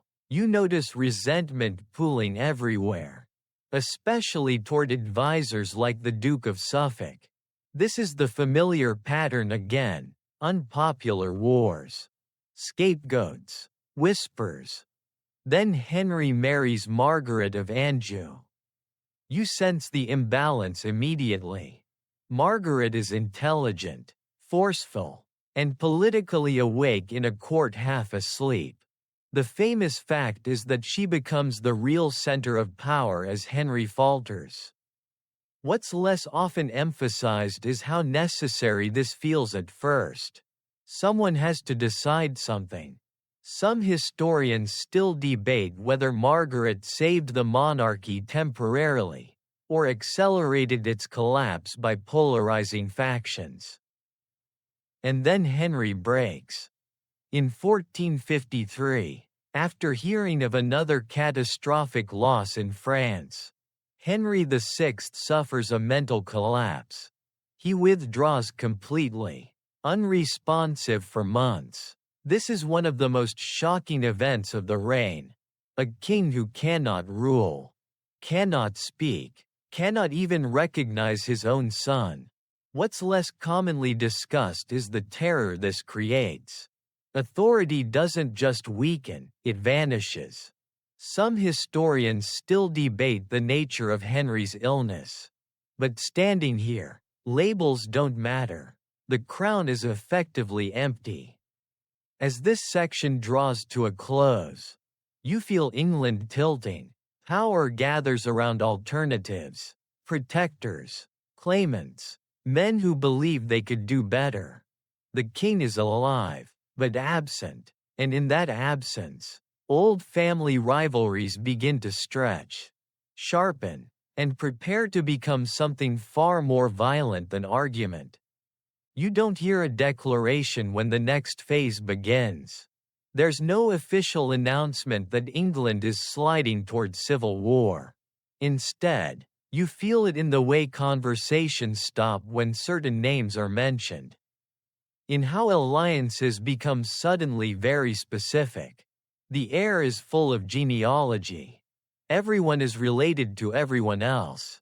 And somehow that makes things worse. Henry VI still lives. Still breathes. But authority has migrated. This is the famous opening of what will later be called the Wars of the Roses. Though standing here, nobody uses that name yet. It just feels like family business gone poisonous. The central figure stepping into the vacuum is Richard, Duke of York. He has royal blood, military experience, and, crucially, confidence. What's less often emphasized is how reasonable his early position seems. He doesn't claim the throne at first. He claims competence. Some historians still debate whether York intended to rule from the beginning or was pushed there by circumstances that refused to stabilize. You walk with York as he's named protector of the realm during Henry's incapacity. For a brief moment, England feels steadier, decisions get made, order improves, and then Henry recovers. This is where everything tightens. The king returns, and with him returns Queen Margaret. Sharper than ever. She does not forgive, she does not forget. York is dismissed. Old wounds reopen instantly. Court becomes a chessboard where every smile hides a move. You feel the tension grow unbearable. Like a held breath stretched too long. In 1455, it breaks at St. Albans. This is the well-known first battle of the Wars of the Roses. It's small by later standards. Quick and shockingly intimate. You're not watching grand armies clash. You're watching noblemen kill people they know. Henry VI is captured. Blood stains a quiet town. What's less commonly discussed is how psychologically shattering this is. Violence isn't theoretical anymore. Some historians still debate whether St. Albans made full-scale war inevitable, but standing here, it feels like the moment restraint dies. For a time, the conflict pauses and restarts. Like a faulty engine, York is restored, then removed again. Battles flare, then fade. You notice how quickly people adapt. This becomes normal. That's the disturbing part. Families choose sides. Symbols harden. Red rose, white rose. Labels simplify loyalties that are actually very messy. Then comes the Act of Accord in 1460. This is a famous compromise. Henry VI remains king, but Richard of York is named his heir, disinheriting Henry's son. On parchment, it's neat. In reality, it's incendiary. Queen Margaret refuses to accept it. You can feel her fury sharpen into purpose. Some historians still debate whether the act was a genuine attempt at peace or a provocation dressed as law, but its effect is immediate. War resumes with renewed violence. At Wakefield, Richard of York is killed. His head is displayed, mocked with a paper crown. It's brutal and theatrical, a message sent loudly. What's less often mentioned is how this transforms the conflict. It stops being about reform or protection. It becomes about revenge. Some historians still debate whether York's death radicalized both sides, but watching it happen, you can feel restraint snap clean in half. As this section closes, you stand amid rising smoke and multiplying grievances. The war hasn't resolved anything, it has clarified positions. The old king still lives. His son still claims the future.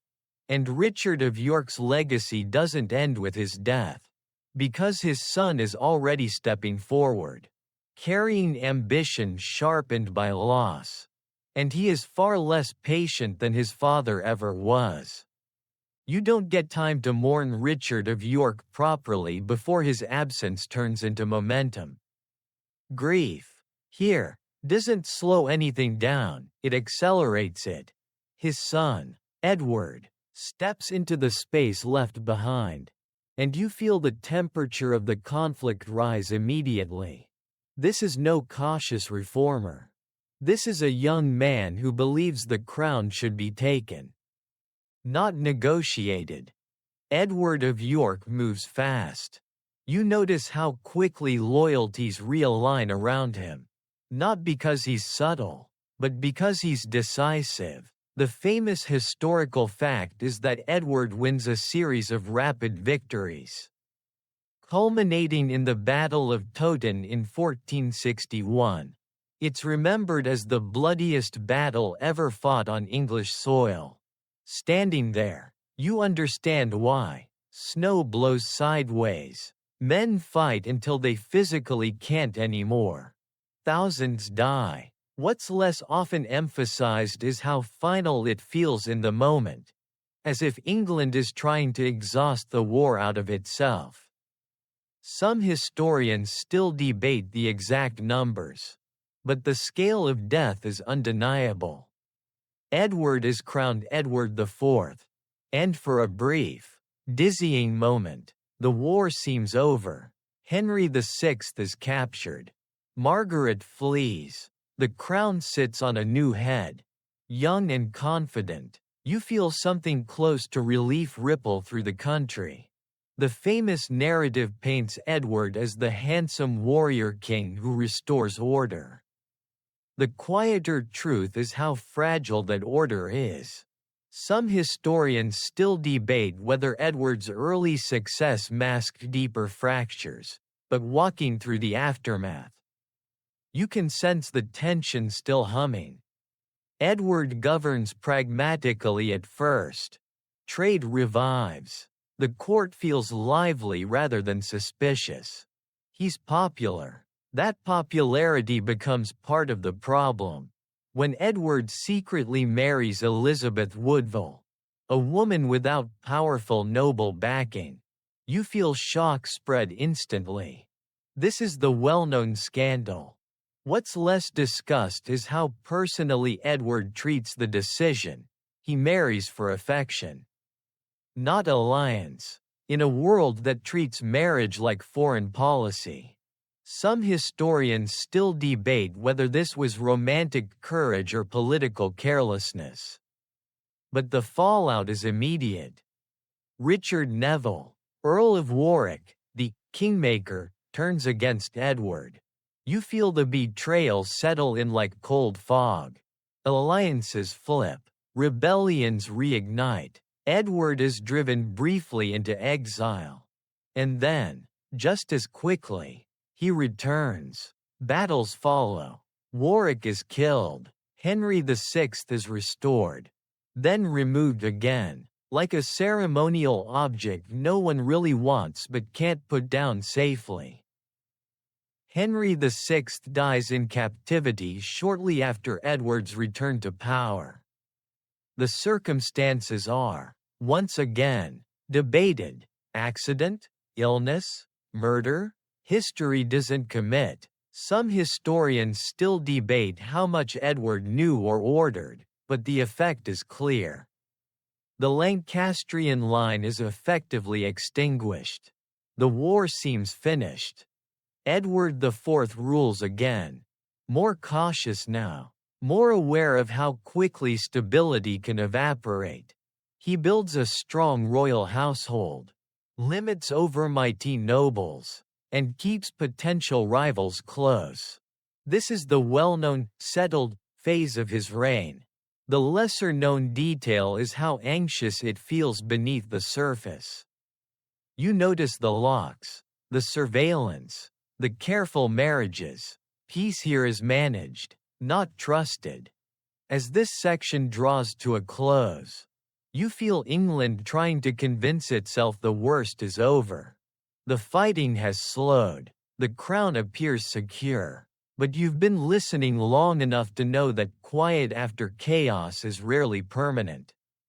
And somewhere in the background, watching patiently, is a younger brother who has learned exactly how power changes hands when no one is paying close attention. You don't notice Richard of Gloucester at first, and that's exactly how he prefers it. He's Edward IV's younger brother. Present but not loud, efficient without being showy, in a court still twitchy from years of betrayal. That kind of reliability feels comforting. You watch him move through rooms like someone taking notes rather than applause. The well-known historical fact is that Richard serves loyally during Edward IV's reign. Especially in the north, he governs firmly, earns a reputation for fairness, and keeps order where chaos once thrived. What's less commonly emphasized is how much trust Edward places in him. This isn't casual sibling loyalty, it's reliance. Some historians still debate whether Richard's later actions were betrayal or the logical extension of responsibilities slowly handed to him over years. Then Edward IV dies suddenly in 1483. You feel the jolt immediately. He's only 40, and his death leaves behind a delicate situation, an heir who is a child. Again, Edward V is just 12, and England slides back into that familiar caretaker posture. Councils form, plans are whispered, and Richard of Gloucester is named Lord Protector. On paper, it makes perfect sense. In practice, it opens a door that will never fully close. You walk with Richard as he takes control of the young king. The journey to London feels heavy. Like a procession everyone knows might turn into something else. Along the way, key figures from the Woodville family, Edward IV's in-laws, are arrested. This is the famous purge that shocks the court. What's less often discussed is how legal and orderly it all appears at first. No chaos, no mobs, just authority applied decisively. Some historians still debate whether this was a necessary stabilization, or the first move of a coup. Then comes the moment that freezes the air. Edward V and his younger brother are lodged in the Tower of London. Officially, it's preparation for coronation. Unofficially, you feel unease settle like fog. The princes fade from view. This is one of the most infamous mysteries in English history. The well-known question, what happened to the princes in the Tower, has never been conclusively answered. What's less commonly discussed is how quickly rumor fills the silence. Some historians still debate responsibility, timing, and even whether the boys survived longer than assumed, but uncertainty itself becomes the weapon. Richard makes his move. A sermon is preached. Claims are raised that Edward IV's marriage was invalid, rendering his children illegitimate. Parliament is persuaded. Richard is offered the crown, and he accepts. This is the famous turning point. Richard III becomes king. What's less often emphasized is how procedural it all feels. This isn't a battlefield seizure. It's paperwork, persuasion, and timing. Some historians still debate whether Richard believed fully in the claims, or simply understood that belief could be manufactured. You watch Richard rule, and the picture is more complicated than legend suggests. He issues reforms, improves access to justice, and tries to stabilize finances. These are real achievements. The quieter truth is how little trust he has left to work with. Suspicion clings to him like damp wool. Every action is interpreted through the lens of the missing princes. Some historians still debate whether Richard could ever have escaped that shadow, but standing here, you sense the answer leaning toward no.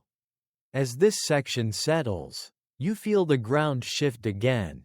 Richard III wears the crown, but it doesn't feel anchored. Too many questions remain unanswered. Too many people are watching the horizon. Because when legitimacy becomes fragile, it doesn't take much for anyone else, to decide they might wear it better. You feel it before anyone names it. The sense that Richard III's reign is balanced on a narrow edge. The crown is on his head. The law says it belongs there. But belief is thinner than parchment. England has learned, by now, to distinguish between power and comfort. Richard has the first. He struggles with the second. Rebellions stir almost immediately. The famous one is Buckingham's Rebellion in 1483. Led by a former ally who suddenly decides this king is not his king after all. The uprising collapses quickly, battered by bad weather and worse coordination. What's less often mentioned is what the rebellion reveals. Opposition doesn't need a perfect plan anymore, it just needs an alternative. Some historians still debate whether Buckingham acted out of principle or panic. But the message lands clearly. Richard's support is conditional. And into that conditional space steps Henry Tudor. At first, he feels improbable. You almost dismiss him. His claim is weak, distant, stitched together through the Beaufort line and old legitimizations that come with fine print. He's been in exile most of his life. More rumor than presence. This is the well-known oddity of Henry Tudor's rise. What's less commonly discussed is how appealing his vagueness becomes. He isn't associated with recent bloodshed. He isn't Richard. Some historians still debate whether Henry's strength lay in his claim, or in everyone else's exhaustion. Richard senses the danger. You feel his urgency sharpen. He calls Parliament, raises forces, and tries to project certainty. He even displays his own son, Edward of Middleham, as heir, another attempt to anchor legitimacy in family. Then the boy dies suddenly. Quietly, you feel the air leave the room. This is a devastating personal loss, but also a political one. Some historians still debate how much this death affected Richard's judgment, but standing here, you feel grief tighten into resolve. Henry Tudor lands in Wales in 1485. It doesn't feel like an invasion so much as a test. Support gathers cautiously. Richard moves quickly to meet him. You stand on Bosworth Field as armies arrange themselves. And you notice how small this feels compared to Towton. This isn't a nation tearing itself apart. This is a decision point. The Battle of Bosworth is famous, but not massive. What makes it decisive is betrayal or timing. Depending on where you stand, key nobles hold back. The Stanley family waits, watching which way the wind will settle. Richard charges directly toward Henry in a bold, almost reckless move. It nearly works. He comes within striking distance. Then the Stanleys intervene. Richard is surrounded and killed. This is the famous end of Richard III, the last English king to die in battle. What's less often emphasized is how final it feels. There is no successor stepping forward. No son, no brother. The crown is found on the battlefield and placed on Henry Tudor's head. Some historians still debate whether this was symbolic storytelling added later, but symbol or not, the moment sticks. As this section closes, you feel the Wars of the Roses finally lose their grip. Not because every grievance is settled, but because there's no one left eager to continue them. The old royal lines are exhausted. The country is tired, and the new king, standing in muddy armor with a borrowed crown, understands something deeply important. Survival now depends less on valor, and more on making sure no one ever wants to fight like this again. You don't feel celebration when Henry VII takes the throne, you feel calculation. This is a king who understands exactly how narrow his path is. And he walks it like someone crossing thin ice with deliberate steps. The Wars of the Roses have ended not with healing, but with exhaustion. England isn't asking for greatness anymore. It's asking for quiet. The famous historical move comes quickly. Henry marries Elizabeth of York, uniting the red and white roses.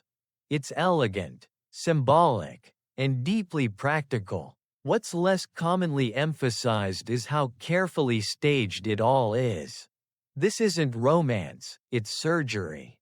Henry is stitching a country back together, one public image at a time. Some historians still debate whether this marriage truly ended factional hatred, or merely covered it with ceremony, but you can feel tension soften. At least on the surface. Henry VII rules cautiously. Obsessively cautiously. He avoids war, distrusts nobles, and hoards money with almost visible intensity. This is the well-known portrait, the miser king. What's less often discussed is how rational this behavior is. Henry knows rebellion thrives on funding and noble independence. So he starves both. Bonds, fines, legal traps. He uses law like a net, tightening it slowly around anyone who looks too powerful. Some historians still debate whether this was tyranny or survival instinct, but walking beside him, you sense a man who has no intention of becoming another Richard II. Pretenders appear, because of course they do. Lambert Simnel, Perkin Warbeck, names that sound almost fictional, yet cause very real trouble. These are the famous challenges to Henry's reign. What's less commonly discussed is how dangerous they feel at the time. People want alternatives. They want old certainties back. Henry crushes these uprisings efficiently. Sometimes brutally. Sometimes theatrically. Parading captured pretenders to drain them of mystery. Some historians still debate whether these threats were ever truly viable. But Henry treats them as if they are, and that caution keeps him alive. Foreign policy becomes a balancing act. Henry prefers marriages to battles, treaties to campaigns. He plays France, Spain, and the Holy Roman Empire against each other, extracting recognition and legitimacy piece by piece. The famous result is stability. The quieter truth is how lonely this kind of kingship feels. Henry trusts almost no one. Some historians still debate whether his paranoia strengthened the state or hollowed it emotionally, but the treasury grows. And rebellions fade. As this section settles, you notice something new. The monarchy feels modern, less heroic, more administrative. England isn't inspired, but it is intact. And after decades of bloodshed, intact feels like luxury. The crown is secure now. Not beloved, not glorious, secure. And Henry VII, watching from behind layers of accounting and law, knows that this is exactly how he wants it. You slide into the later years of Henry VII's reign almost without noticing. Because that's how he prefers it. No drama, no noise, just ledgers filling up and threats quietly disappearing. England has stopped bracing for impact. People still remember war, but they no longer expect it tomorrow.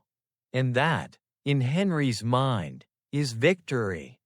The well-known historical reality is that Henry VII grows increasingly controlling as he ages. Bonds and recognizances multiply, tying nobles to the crown with financial threats rather than swords. What's less commonly appreciated is how psychological this system is. Nobles aren't just loyal, they're anxious. They behave carefully, speak cautiously, and think twice before acting.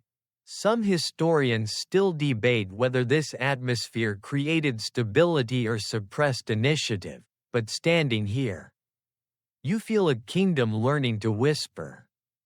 Tragedy reshapes Henry's plans. His eldest son, Arthur, Prince of Wales, dies suddenly in 1502, just months after marrying Catherine of Aragon. This is a famous turning point. The Tudor future was meant to be simple. Arthur rules. Henry spares. What's less discussed is how deeply this loss rattles the king.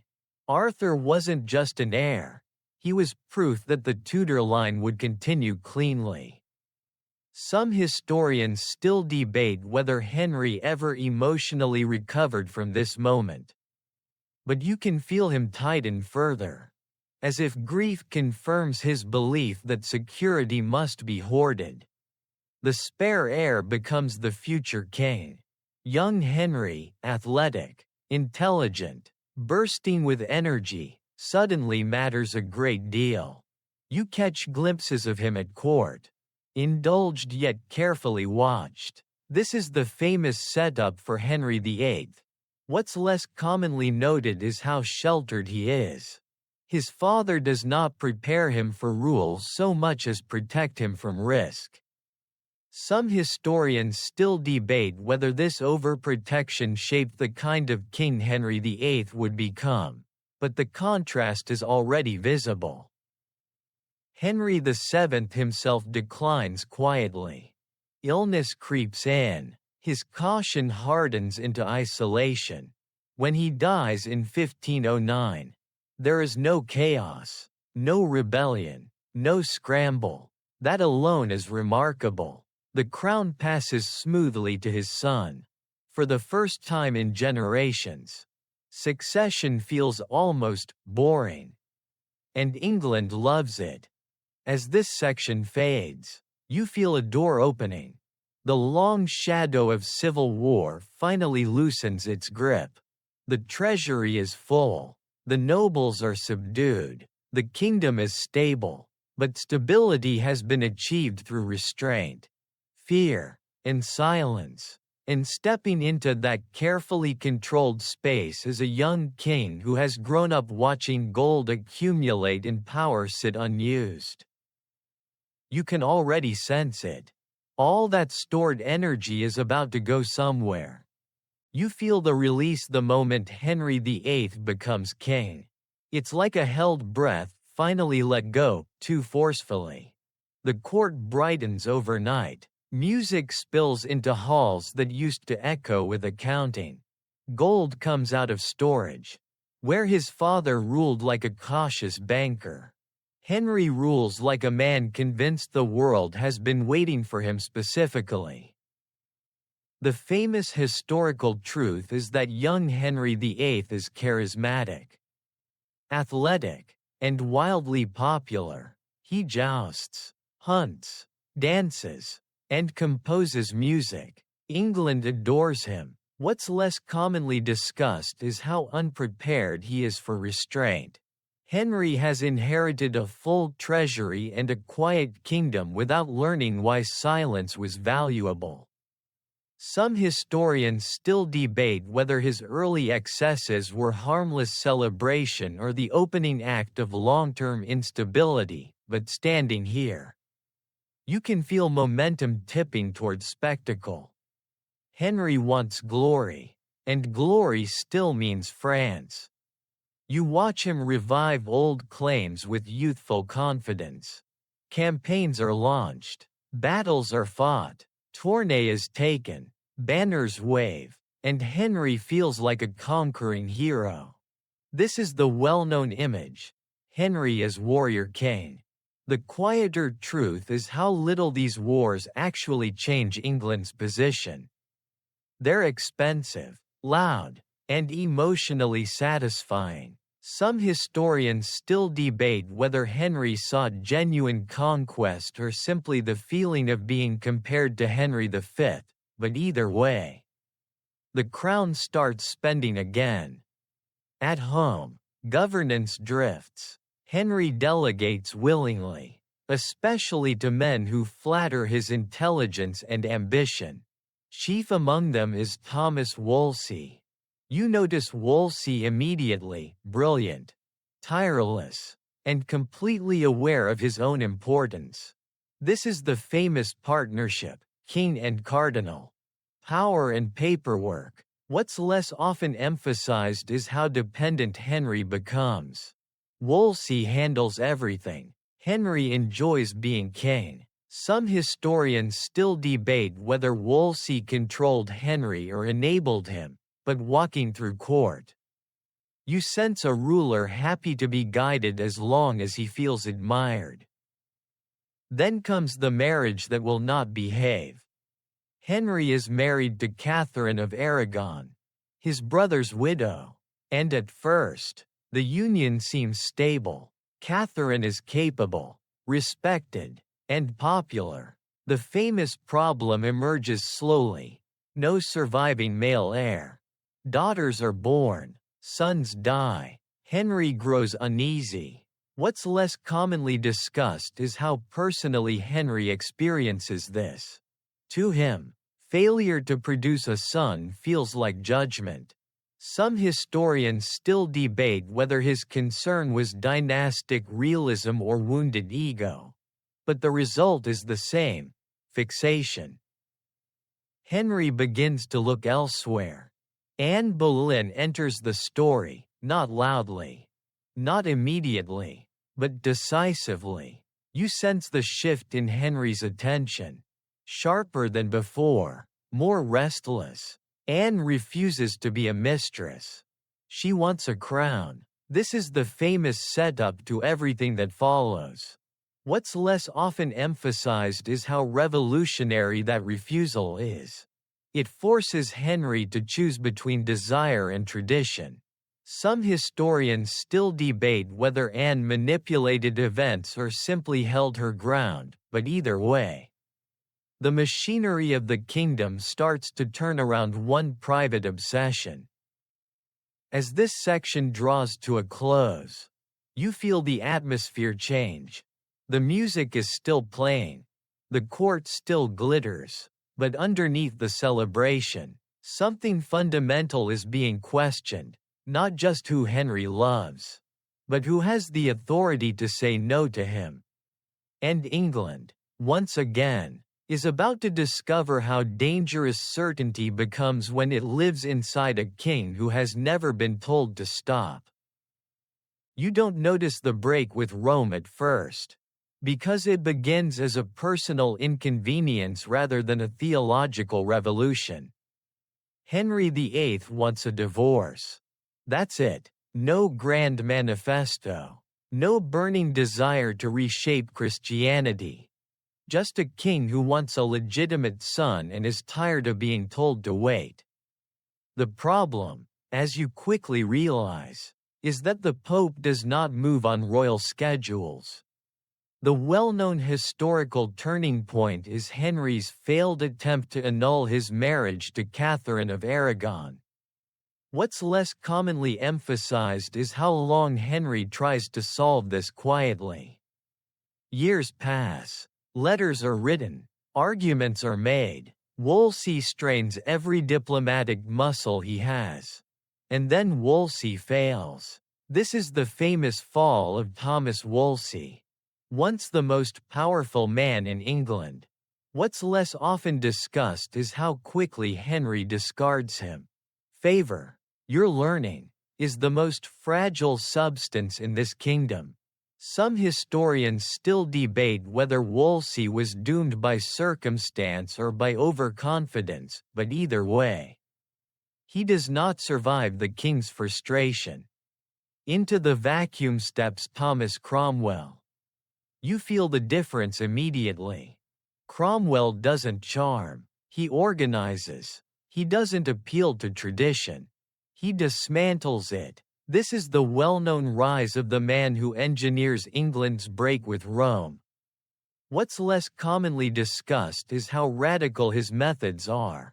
Cromwell uses Parliament like a machine, passing acts piece by piece until, suddenly, the Pope's authority in England is simply gone. Some historians still debate whether Cromwell was a religious reformer or a political opportunist, but standing here, you sense someone who understands power as structure, not sentiment. Henry is declared supreme head of the Church of England. This is the famous moment that reshapes the country forever.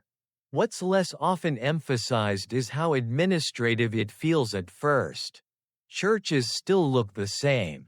Services still sound familiar. But authority has shifted, decisively. Loyalty is now measured not just by faith, but by acknowledgement. You notice how oaths multiply.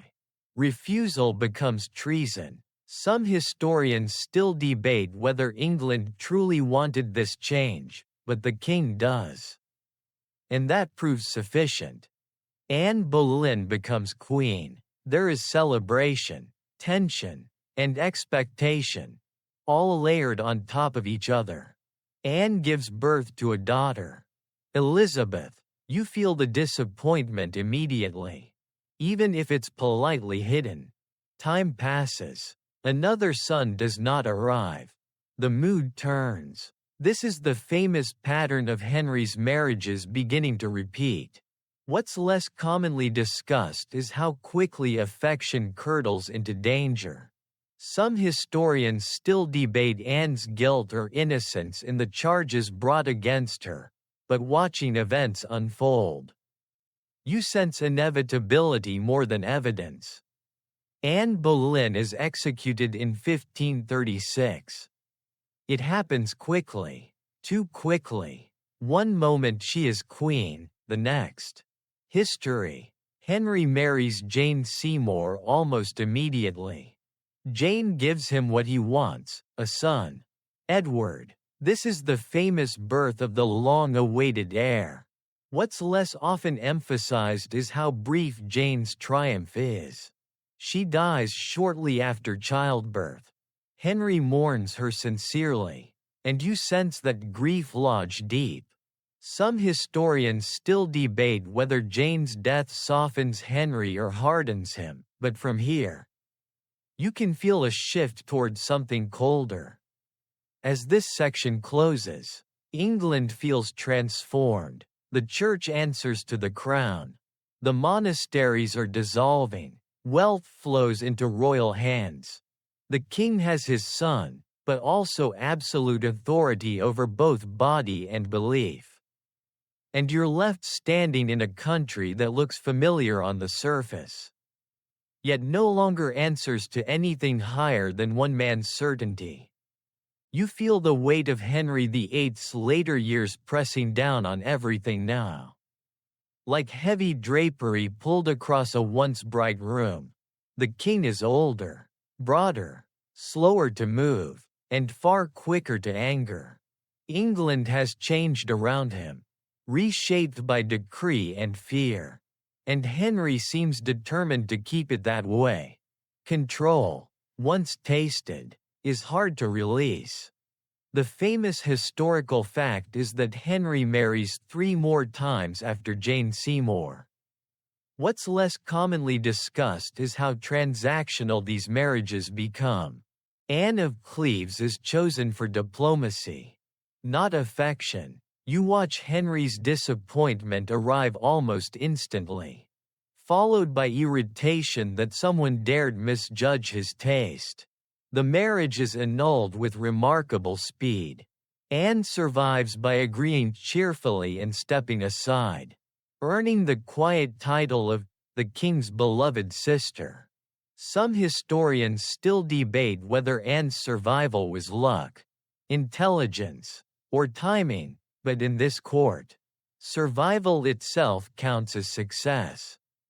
Catherine Howard comes next, young, charming, and disastrously out of her depth. This is the well-known tragedy. A teenage queen in a court that eats innocence for breakfast. When her past relationships surface, the response is swift and merciless. Catherine is executed. What's less often emphasized is how genuinely betrayed Henry feels. You sense humiliation more than rage. Some historians still debate whether Henry saw Catherine as unfaithful, or simply as proof that he could no longer trust his own judgment. By the time Catherine Parr becomes queen, Henry is cautious, suspicious, and physically failing. Parr is intelligent, diplomatic, and careful with every word. She acts more like a nurse and political moderator than a romantic partner. This is the famous image of the last wife who survives. What's less commonly noted is how dangerous even survival is. Parr flirts with reformist ideas and nearly falls under suspicion herself. Some historians still debate whether Henry spared her out of affection or fatigue, but standing here, you feel how narrow her escape truly is. Meanwhile, the religious landscape keeps shifting. Cromwell, once indispensable, becomes expendable. He is arrested and executed in 1540, accused of treason and heresy. This is a well-known fall. The lesser-known truth is how quickly Henry signs the warrant. You feel the chill settle in. Service offers no protection anymore. Some historians still debate whether Cromwell fell because of policy failure or court intrigue. But the lesson is clear. Proximity to power is lethal. Henry turns increasingly conservative in belief while maintaining royal supremacy. Protestants and Catholics alike find themselves at risk if they misstep. The famous 6 Articles reaffirm traditional doctrine even as Rome remains cut off. What's less often discussed is how confusing this makes daily life. You walk past churches unsure which rules apply this year. Some historians still debate whether Henry cared about theology at all, or only about obedience, but confusion itself becomes a tool of control. In 1547, Henry VIII dies. You don't feel shock, you feel inevitability. He leaves behind a kingdom wealthy, centralized, and tightly bound to the crown, and 3 children who could not be more different. Edward, Mary, Elizabeth, the future waits quietly, already divided by belief and memory. As this section fades, you sense England pausing, uncertain whether to exhale or brace. The king who broke the church is gone. The structures he built remain, and stepping into them is a child who inherits not just a crown, but a country still arguing with itself about what it has become. You step into Edward VI's reign the same way you've stepped into so many others, carefully, quietly, aware that a child king changes the temperature of a kingdom even before he speaks. Edward is only 9 years old when he becomes king. Pale, serious, and unsettlingly intelligent, he listens more than he talks. That alone makes grown men nervous. The well-known historical fact is that Edward VI's reign is dominated by regents. First his uncle Edward Seymour, Duke of Somerset, and later John Dudley, Duke of Northumberland. What's less commonly noticed is how different their visions are. Somerset rules like a moral reformer, convinced he knows what's best for everyone. Northumberland rules like a survivor, precise and unsentimental. Some historians still debate which man did more damage, but standing here, you feel power constantly shifting hands just inches away from the throne. Religion moves fast now, faster than most people can follow. Under Edward, England becomes openly Protestant. Images are removed, altars are smashed, services change language. This is the famous acceleration of the Reformation. What's less often emphasized is how disorienting it feels on the ground. You walk into a church you've known all your life and suddenly it doesn't recognize you back. Some historians still debate whether the population accepted these changes, or simply endured them, but confusion becomes the new normal. In 1549, unrest boils over. The prayer book rebellion erupts in the West, and Kett's rebellion breaks out in Norfolk. These are well-known uprisings, often treated separately. Standing here, they feel connected by exhaustion. People are tired of change imposed from above, tired of being told what to believe, how to pray, how to live. Somerset responds poorly. Force is used. Thousands die. What's less commonly discussed is how this ends Somerset's political life. Some historians still debate whether he was too idealistic or simply ineffective, but he falls. And Northumberland steps in. Edward himself grows more involved as he ages. This is often overlooked. He is not a passive child.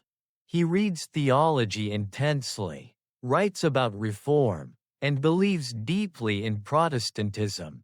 What's less commonly mentioned is how absolute his belief becomes.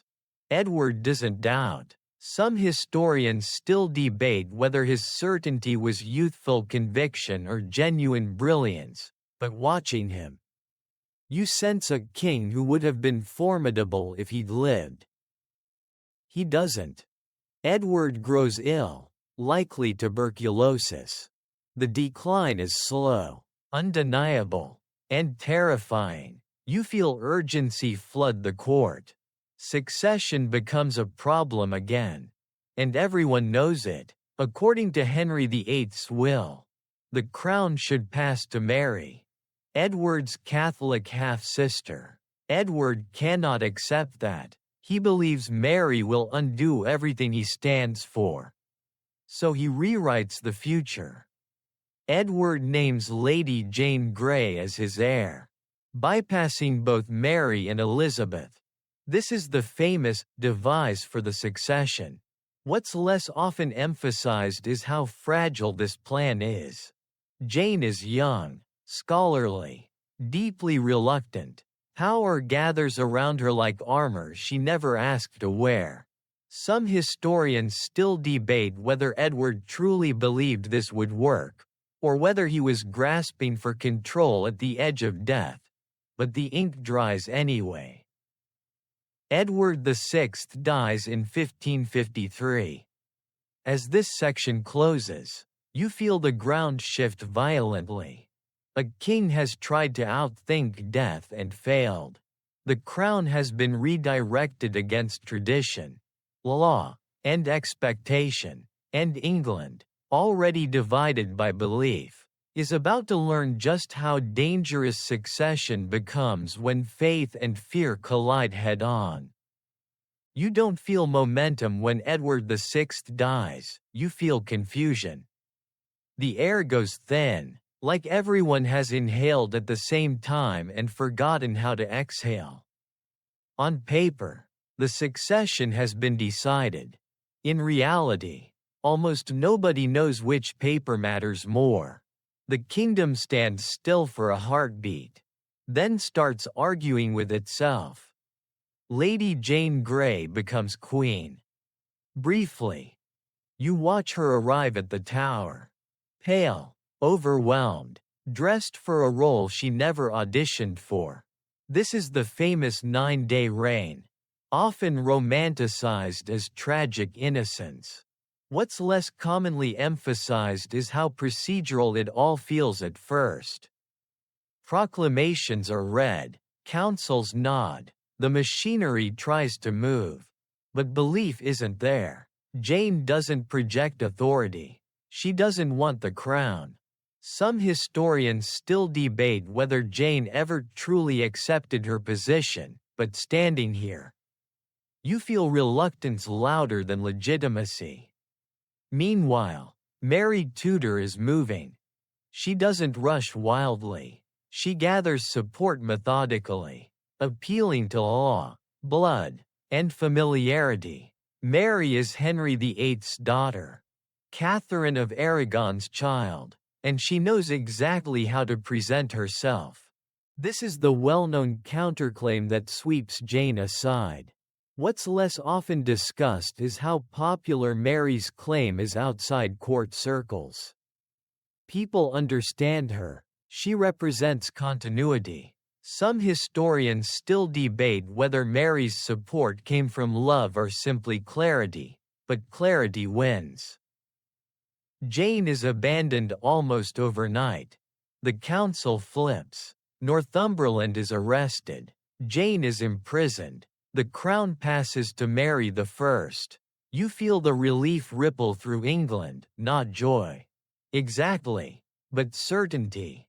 At least everyone agrees who the Queen is now. Mary enters London to genuine celebration. This is one of the great ironies of her reign. She is welcomed warmly, cheered by crowds who see her as rightful and familiar. The famous reputation of Bloody Mary has not yet formed. What's less commonly remembered is how hopeful these early days feel. Mary promises stability, legitimacy, and a return to order. Some historians still debate whether this goodwill could ever have lasted, but walking with her through the city, you sense possibility.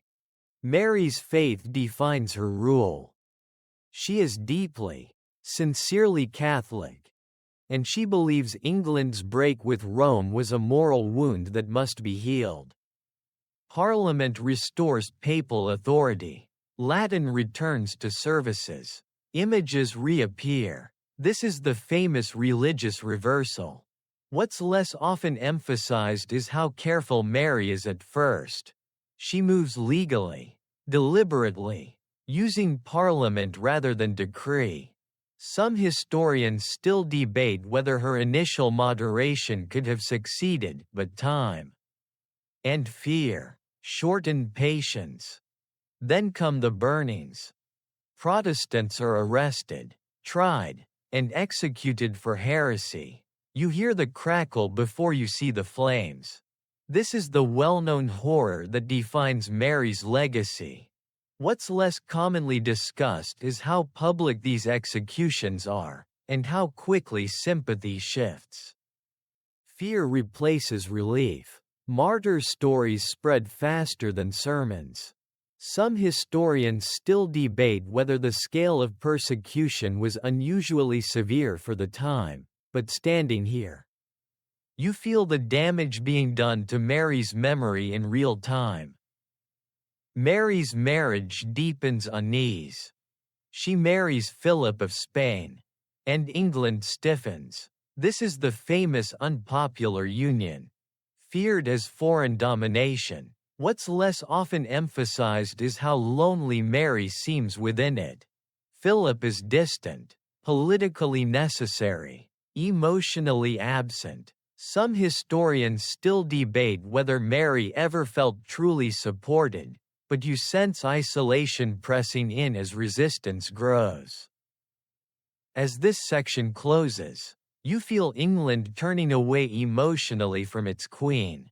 Not rebelling, not yet, but withdrawing. The hope that greeted Mary has thinned into apprehension. Faith has become fire, and the crown, once again, feels heavy with consequence rather than comfort. You feel the shift before it's announced. Because Mary I's reign doesn't end with an explosion. It ends with a slow dimming. The fires have burned, the sermons have been preached, and England feels emotionally bruised. People haven't forgotten the executions. They haven't forgotten fear. They've simply learned how to go quiet again. Mary's greatest fear never leaves her: succession. She longs for a child, a Catholic heir who would secure everything she has tried to rebuild. There are moments of hope, false pregnancies that briefly lift the court into anticipation. You feel the tension rise, then collapse, more than once. This is a well-known sadness of her reign. What's less often emphasized is how cruel these episodes are psychologically. Each time hope fades, Mary's confidence seems to shrink with it. Some historians still debate whether stress worsened her health, but standing here, you sense disappointment settling into her bones. Mary's health declines steadily. She suffers pain, weakness, and what modern scholars suspect may have been cancer or complications from long-term illness. Meanwhile, England loses Calais, its last French possession. This is the famous final humiliation of her reign. Mary reportedly says Calais will be found engraved on her heart. What's less commonly discussed is how symbolic this loss feels. It's not just territory, it's the final thread tying England to the medieval wars that shaped it. Some historians still debate whether Calais mattered strategically anymore, but emotionally, it lands hard. When Mary dies in 1558, the reaction is restrained. There is no uprising, no celebration in the streets, but there is relief. You feel it like a soft exhale. The burnings stop, the tension loosens, and once again, the crown passes to a sibling who has spent years watching, waiting, surviving. Elizabeth. You notice her immediately, not because she rushes forward, but because she moves carefully. Elizabeth I has learned patience the hard way. She has lived under suspicion, under threat, under house arrest. She has learned that silence can be armor. The famous historical fact is that Elizabeth inherits a divided kingdom, religiously fractured. financially strained, and emotionally exhausted. What's less often emphasized is how well prepared she is for that reality. Some historians still debate whether Elizabeth's success came from brilliance or caution, but walking beside her, you feel both. Elizabeth acts quickly, but not violently. She restores Protestantism, yet avoids the extremes of her siblings. The Elizabethan religious settlement aims for balance, enough reform to satisfy Protestants, enough tradition to avoid chaos. This is the well-known middle way. What's less commonly discussed is how fragile it is. You sense constant adjustment, careful wording, deliberate ambiguity. Some historians still debate whether this compromise prevented civil war, or simply postponed deeper conflict, but for now, it holds. Elizabeth chooses not to marry. This becomes one of the defining facts of her reign. Suitors arrive from across Europe, and Elizabeth entertains them all just enough to gain leverage. Marriage becomes diplomacy. Delay becomes power. What's less often emphasized is how personally risky this is. A woman ruling alone in a male-dominated world is an anomaly. Some historians still debate whether Elizabeth remained unmarried by strategy or conviction, but standing here, you sense a woman determined not to share authority she fought so hard to keep. As this section settles, England feels cautiously hopeful, not triumphant, not healed, but steadier. The fires are out, the shouting has quieted, and on the throne sits a queen who understands, perhaps better than any ruler before her, that survival is not about certainty, it's about balance. The story isn't finished yet, but for the first time in a very long while, the crown feels patient.